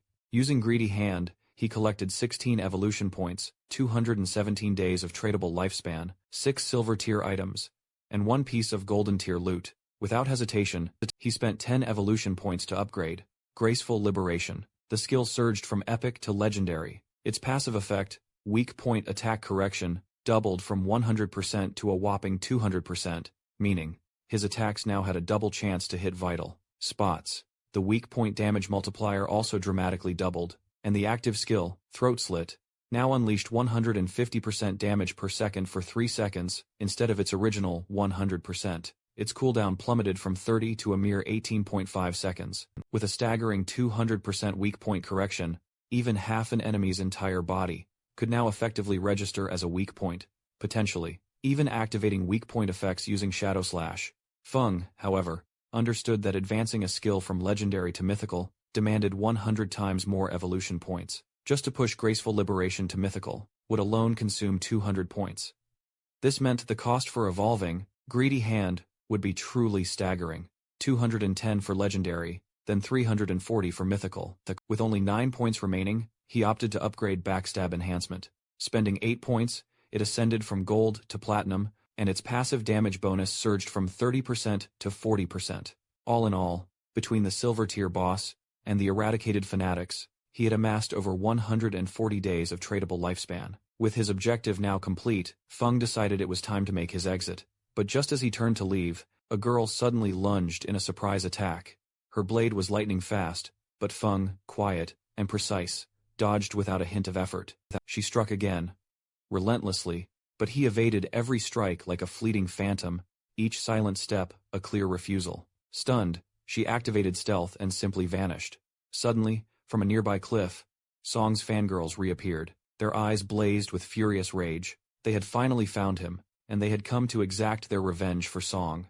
The mages in Song's party raised their glowing staffs high, with fury blazing in their eyes, while the archer, freshly recruited and still glowing from past compliments, drew her bow and expertly aimed at the empty air, where Feng had just vanished. Their beloved Song had been gravely wronged, and they were absolutely determined to avenge him, just as Feng disappeared once again, melting effortlessly into the shadows. The archer unleashed her powerful skill, Eagle Eye. Her arrow transformed into a magnificent spectral eagle, soaring high above the battlefield, meticulously scanning the terrain before detonating in midair, scattering ethereal feathers like a shimmering, deadly rain. As these magical feathers drifted down, one feather brushed against the assassin girl from their own party, instantly shattering her stealth and exposing her position. The chubby mage's eyes gleamed with triumphant glee, as she clenched her fists, practically vibrating with excitement, absolutely convinced they had finally snared King Fang. Without a moment's hesitation, she commanded the others to unleash every single spell they had. Spells rained down from the heavens like a furious deluge. Fire, lightning, and ice slammed into the unsuspecting assassin, who screamed in terror that she wasn't their enemy. But it was too late. The brutal explosions utterly consumed her, erasing her very existence. In a brilliant, devastating burst of magical fire, instead of showing an ounce of remorse, the chubby girl turned absolutely furious, accusing the now-dead assassin of a shocking lack of devotion. She actually claimed it was divine punishment, proof that anyone who wasn't a mage couldn't possibly love Song sincerely enough. With chilling, brutal detachment, she ordered the archer to fire another eagle eye, and find the time's real time's target this time. But before the skill could be activated again, Feng ominously rang the ghost fire bell. Its eerie, resonant chime unleashed its devastating active effect. Soul attack, instantly freezing all enemies within 100 meters. For a critical 3 seconds, a shimmering, icy aura enveloped Song's party, as their bodies instantly locked up, confusion dawning just moments before the inevitable slaughter began. Like a devastating bolt of thunder, Feng burst from invisibility. His blade slashed through bodies with chilling, ruthless precision. They had no time to scream, no chance to resist. One by one, they collapsed, their lifespans bursting from their corpses, like spectral vapor trails of doomed devotion. Hiding cautiously around the corner, Song peeked out and froze, utterly stunned by the sight of the carnage. Confused, he couldn't grasp what had just happened. He doubted it was shadow. Surely an attack times powerful would have revealed his presence. But then came times the voice asterisk. A cold, inevitable end. King Fang materialized before him, shrouded in arrogance and an unnerving silence. Fang's presence declared Song's imminent doom. Panicking, Song conjured a magic shield. A shimmering barrier enveloped him like armor. But Fang calmly launched a deadly poison dart, which effortlessly sliced through the shield, striking Song directly in the forehead. The scream that followed was shrill and agonizing, desperate, then abruptly silent as Song collapsed, his body unraveled into glowing orbs of lifespan. As Song's final traces vanished completely, Fang then deactivated his stealth. He observed the scattered orbs and realized Song had originally possessed over 2,000 days of tradable lifespan. But none of his fanatical followers had any. Confused, he quickly pieced the puzzle together. They had all donated their entire lifespan to him. It was absurd, utterly disturbing. The sheer, blind loyalty of people who still believed this god-forsaken game was just a game. Now, all that tradable lifespan, hundreds of years worth of it, would simply vanish into the bellies of nearby monsters. Back in Firefly Town, Song and his fans reacted. Pure rage twisted Song's features as he stared at the infuriating system message, confirming his devastating loss. Over 1,500 days of tradable lifespan, gone, leaving him with a mere 500 days. With a furious scowl, he turned to the archer and demanded to know why she hadn't detected King Fang. Nervously, she explained she'd used her eagle eye skill, but the only presence it revealed was their own, only their assassin girl. The chubby mage, frowning, noted her attribute panel showed a stealth level, but perhaps Shadow's was higher than they'd accounted for. The archer admitted her detection skill only worked on stealth levels of 1 or lower. If Shadow's stealth level was higher, he would remain completely invisible to her. Song gritted his teeth, utterly frustrated. Shadow appeared, struck, and vanished again like a phantom. There was simply no defense against that. Touching his face, Song muttered to himself, insisting he hadn't done anything to offend Shadow. Surely, after he'd already snatched the boss kill, he'd have no reason to target him again. But then, a troubling thought sparked in his mind. What if Shadow was just plain jealous of his unparalleled beauty? Maybe he was returning purely out of envy. To protect their beloved leader, Song's fans raised their weapons once more. They decided to level up somewhere much safer, somewhere Shadow would never find them. Wherever Song went, his fans vowed to follow. Their devotion, as blind as it was fanatical. Meanwhile, Feng also returned to Firefly Town. After a quick search for any traces of them, finding nothing, he deactivated stealth and approached a player loitering nearby. Upon recognizing Shadow, the man's face turned pale with fear. Trembling, he pointed shakily toward the outskirts, revealing that Song and his loyal followers had headed in that direction. Then, gathering some courage, the man made a desperate request. He begged Feng to kill Song, and if possible, to spare his girlfriend, a female hunter named One Flying Treasure Cat. Hearing that, Feng tilted his head slightly, and advised the man to find another girlfriend. Realizing she was the hunter, capable of detecting stealth. Without waiting for more excuses, he vanished once again into the shadows, leaving the man pleading into the empty air, insisting he'd work times hard to win her over. Even though Feng now knew the general direction they'd gone, the sheer vastness of the area made tracking them difficult and time-consuming. Just as he was considering his next move, the desperate man cupped his hands around his mouth and began calling out for Shadow, in hopes of somehow helping him. Feng ignored him. His priority was to find someone who could track better than any panicked bystander. At that moment, a woman strolled past him. Catching his attention, he blinked. Momentarily, surprised, this girl was none other than Guo Yue. Quickly deactivating his stealth, Feng called out to her, his voice bright and cheerful. He then complimented her striking beauty and asked if she could lend him a hand. Gu Yue, recognizing Shadow, was utterly shocked. She couldn't hide her shock, as Feng then smiled mischievously. Feng pulled a gleaming golden-grade staff from his inventory. He dangled it before her, an irresistible temptation. He mentioned he'd heard her specific class could track targets across an incredibly wide area. If she could locate Song, he promised her this. He'd sell her the staff for an unbelievable bargain price. Yui's eyes immediately lit up with pure excitement as she instinctively opened her system window. Curiosity sparked vividly in her gaze as she asked how he knew about her tracking abilities. She'd never told anyone about them. Feng merely grinned, unaffected by her question, and simply asked if she wanted the staff or not. Yui immediately blurted out yes, though her voice faltered, unsure if she could truly afford such a magnificent treasure. Seeing her hesitance, Feng asked with a hint of feigned innocence, "Do you at least have 500 days of tradable lifespan?" He then teased her, revealing the staff's original price should have been closer to 700 or 800 days. Checking her system window again, Yui realized she did, in fact, have around 700 days. Relieved, she quickly agreed to the amazing deal. A system window instantly popped up, confirming the incredibly successful transaction. As she grasped the staff, her hands trembled slightly, and she even began to drool from sheer, unadulterated joy. Feng chuckled softly, a knowing look in his eyes, gently tapping her cheek to snap her out of her daze, and reminding her to hurry up and focus. Blushing furiously, her face beat red, Yui nodded, gripping her gleaming new staff tightly. Focusing her magic, Yui began to concentrate intensely. Even though it was their very first meeting, Feng gave her an odd, unsettling sense of familiarity that she simply couldn't explain. As her adorable owl, Familiar, fluttered playfully around her, she asked playfully if Feng wasn't at all afraid. She might just take his weapon and run off without helping. With a perfectly serene smile, Feng asked her, "Don't you hate Song?" Hearing this, Yui's eyes widened in sheer disbelief. How did he know? She stared at him, utterly confused. Was he someone she knew from real life? His voice didn't match anyone she could remember. Still smiling, Feng simply told her to guess. But Yui, feeling a bit lazy, simply shrugged it off and raised her hand, commanding her trusty owl to scout ahead. Moments later, her expression suddenly shifted.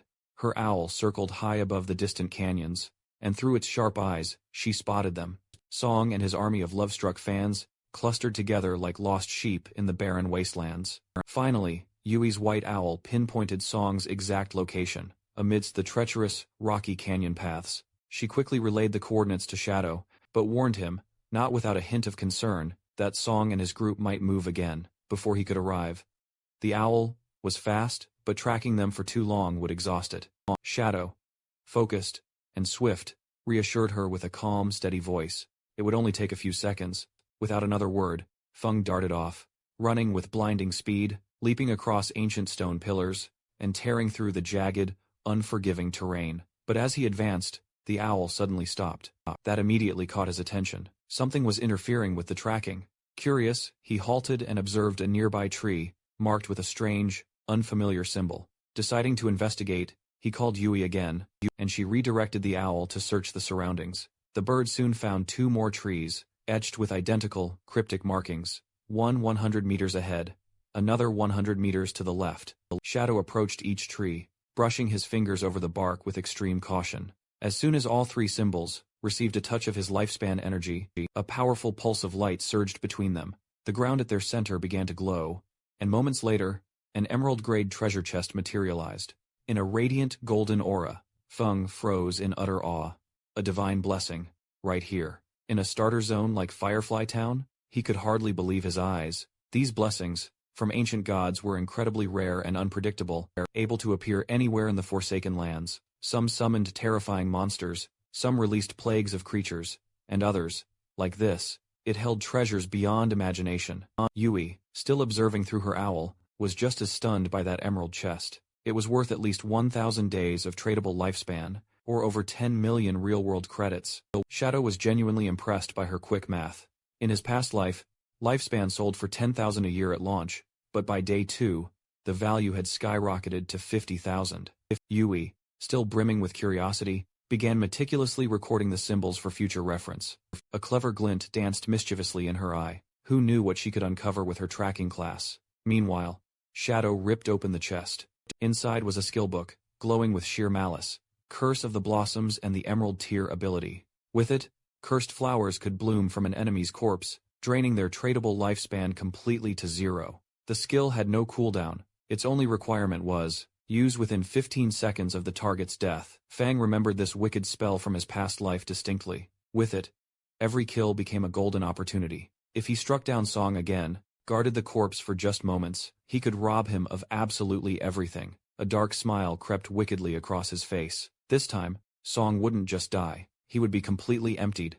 As Shadow sprinted relentlessly toward his prey, the scene shifted to a distant canyon. Song's fangirls were fiercely battling a boss, pouring relentless damage into the beast, while their idol waited smugly in the back for the final hit. Song was utterly smug, confident that Shadow wouldn't possibly follow them this far. After all, Shadow had already stolen a silver-tier boss, and humiliated him twice.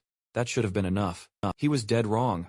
Just as the boss finally weakened, the chubby girl pointed toward another ridge, where a separate party was battling times another time's boss. Song, with the grace of a serpent, manipulated his devoted fans once again, he claimed. The rival group was a fan guild of another idol, one desperately trying to outshine him. The girl's expressions twisted with burning rage. No one would ever surpass their beloved Song.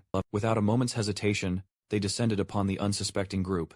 The enemy team, believing they'd gained allies, welcomed them with open arms. But before words of peace could even leave their lips, the chubby mage brought her staff crashing down, with brutal force, flattening the leader in one strike. The rest of the team stared in utter disbelief, as Song's fangirls turned on them like rabid animals, mumbling incoherently about idols and destiny. One girl tried to question what was happening, but was silenced by a sudden wave of magic. In a bizarre, dramatic flourish, the fanatics began reciting twisted poetry, proclaiming Song's divine arrival. With the enemy party utterly wiped out, the girls stepped aside, as their golden prince stepped forward, to land the final blow on the boss. Song, still playing his part, thanked them all with fake sincerity, spinning lies about nearly being ambushed, and praising their heroism. His words made them blush and giggle, completely lost in his delusion. But the show was now over. As the camera pulled back, a lone shadow emerged at the edge of the canyon.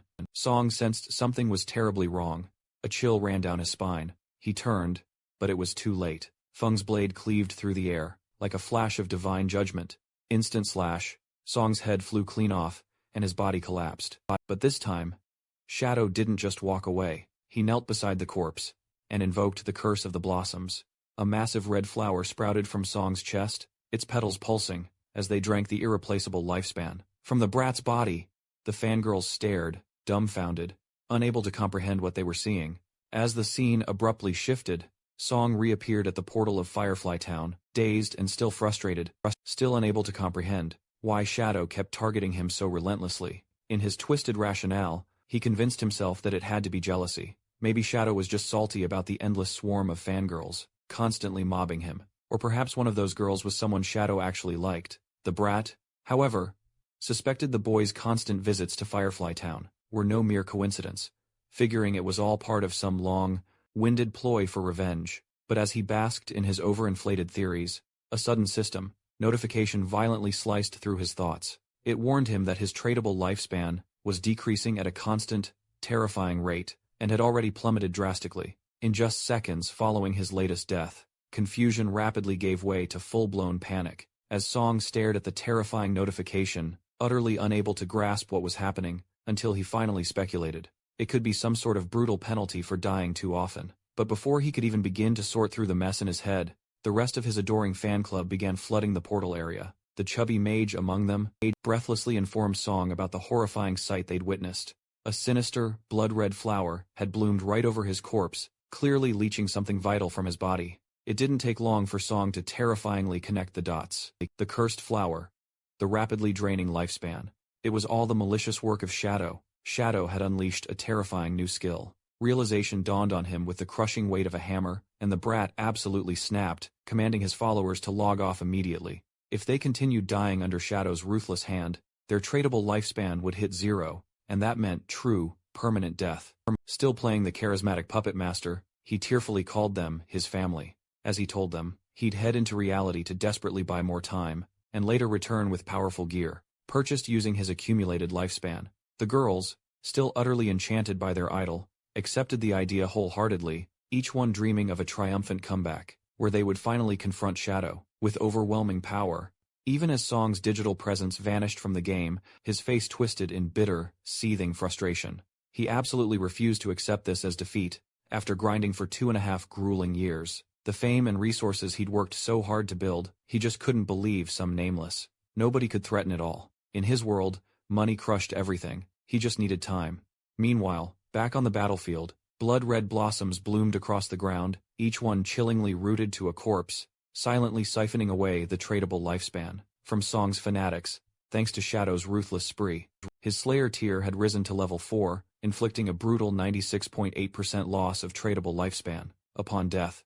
But Shadow didn't care. He estimated this ambush had earned him another 1,000 days of life, a reward rightfully stolen from Song Fei and his delusional crew, who had clearly slain plenty of monsters before becoming fertilizer themselves. Yet the feast didn't last. The flowers gradually dimmed, and the flow of energy ceased. Shadow realized then that the players had all logged off to escape the effect. Above him, the white owl continued to circle silently. Yui had seen everything, and even she was shaken by this overwhelming display of power.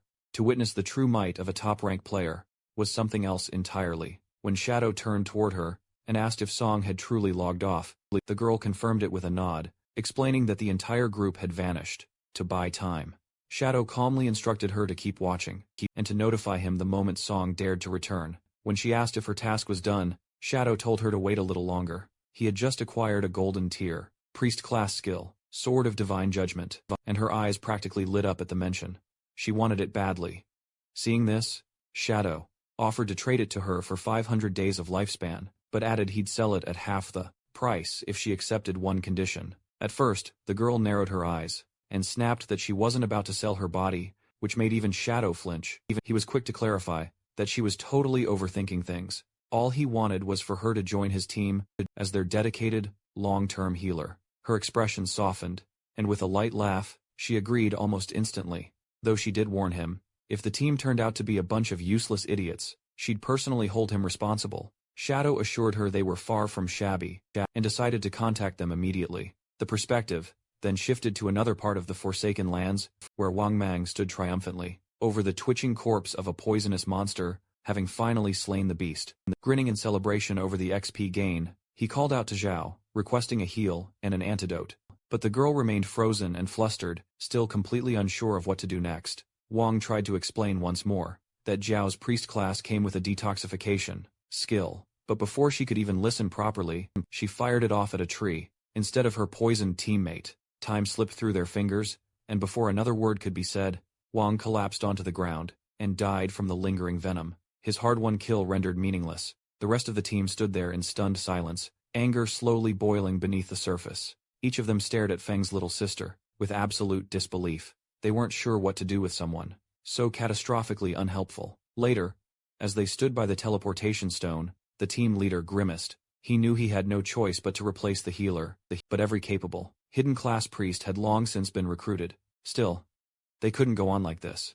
Meanwhile, Zhao remained utterly unaware of her own incompetence, floating in delusions of grandeur, as she convinced herself she must be some kind of chosen one, a goddess of this new world. She was convinced that leveling to 4, with no effort, was undeniable proof that the game was simple, and her greatness was inevitable. She thought she'd soon be reunited with her glorious brother, Song. But then, Shadow's voice reached Wang Mang, with news that sent his pulse racing. A hidden class healer, a white bird priest, had agreed to join their ranks. She was apparently strong in other roles too. It was the break the team desperately needed, and the leader didn't hesitate for a second, urging Shadow to send her location. Shadow mentioned she was currently in Firefly Town, and though the area wasn't great for grinding, it was better to meet up and move forward as a unit. Wang nodded and prepared to head over, but first, he had to deal with the problem child. He turned to Zhao and gently explained that their team needed to relocate to a higher level zone due to the dense population in Shell Town. He claimed, with well-practiced tact, that her level was simply too low to survive there. But before she could say anything, the entire party sprinted off without her, whooping in relief.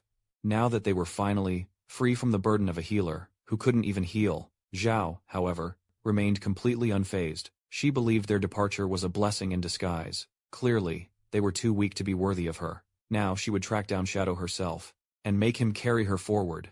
In the meantime, Wang Meng arrived at Firefly Town and met with both Shadow and Yu. The moment he spotted them, he handed over the tradable lifespan he'd earned from their recent monster battle, eager to settle his debt and move forward. Even with their progress, he was beginning to realize how tough survival in this game really was. As they discussed their plans, Wang mentioned someone new, a captain named Anyu. The name froze Shadow in place, his mind racing. That name. It couldn't be a coincidence. And just like that, the girl arrived, waving cheerfully at them. Anyu's presence immediately drew both men's eyes. Shadow couldn't believe what he was seeing. The stunning young woman in front of him was, indeed, that's Anyu, codenamed Justice Execution, the one and only player in the entire game to wield the hidden class of Dragon Swordsman. In her past life, she'd ranked among the global top 20 and served as a key figure among the nation's official forces, a national pillar, revered and feared in equal measure. And now, here she was, early, radiant and blushing as she greeted Shadow, with clear admiration in her eyes. She introduced herself warmly, confessing she'd always looked up to him. She even joked he might be a time traveler, or a reincarnated hero, given the insane pace of his growth. Shadow listened quietly, letting the memories of his previous life fill in the blanks. Back then, he'd met her much later, under different, darker circumstances. She hadn't been on the same team as Wang then, which made this unexpected meeting all the more shocking now. She already possessed a significant amount of tradable lifespan, likely accumulated on behalf of government factions, and as a dragon swordsman, a class famous for its resilience, she was the perfect vessel for that kind of power. It was a smart, calculated move by the officials, and Shadow respected that. Anyu didn't mince words either. She made it clear that, if Shadow had any gear he was willing to part with, she and her people would buy it all. She reminded him sweetly, yet firmly, that she carried the burden of a city's hope on her shoulders. Shadow had no reason to eliminate her, and they both knew it. He agreed easily, stating he wasn't short-sighted enough to ruin such a mutually beneficial opportunity. A partnership like this could lead to immense gains, on both sides. Deep down, he knew that Anyu might seem cheerful and harmless on the surface, but her mind was sharp, and her strategies thunderous. Those who underestimated her quickly learned why she was so feared.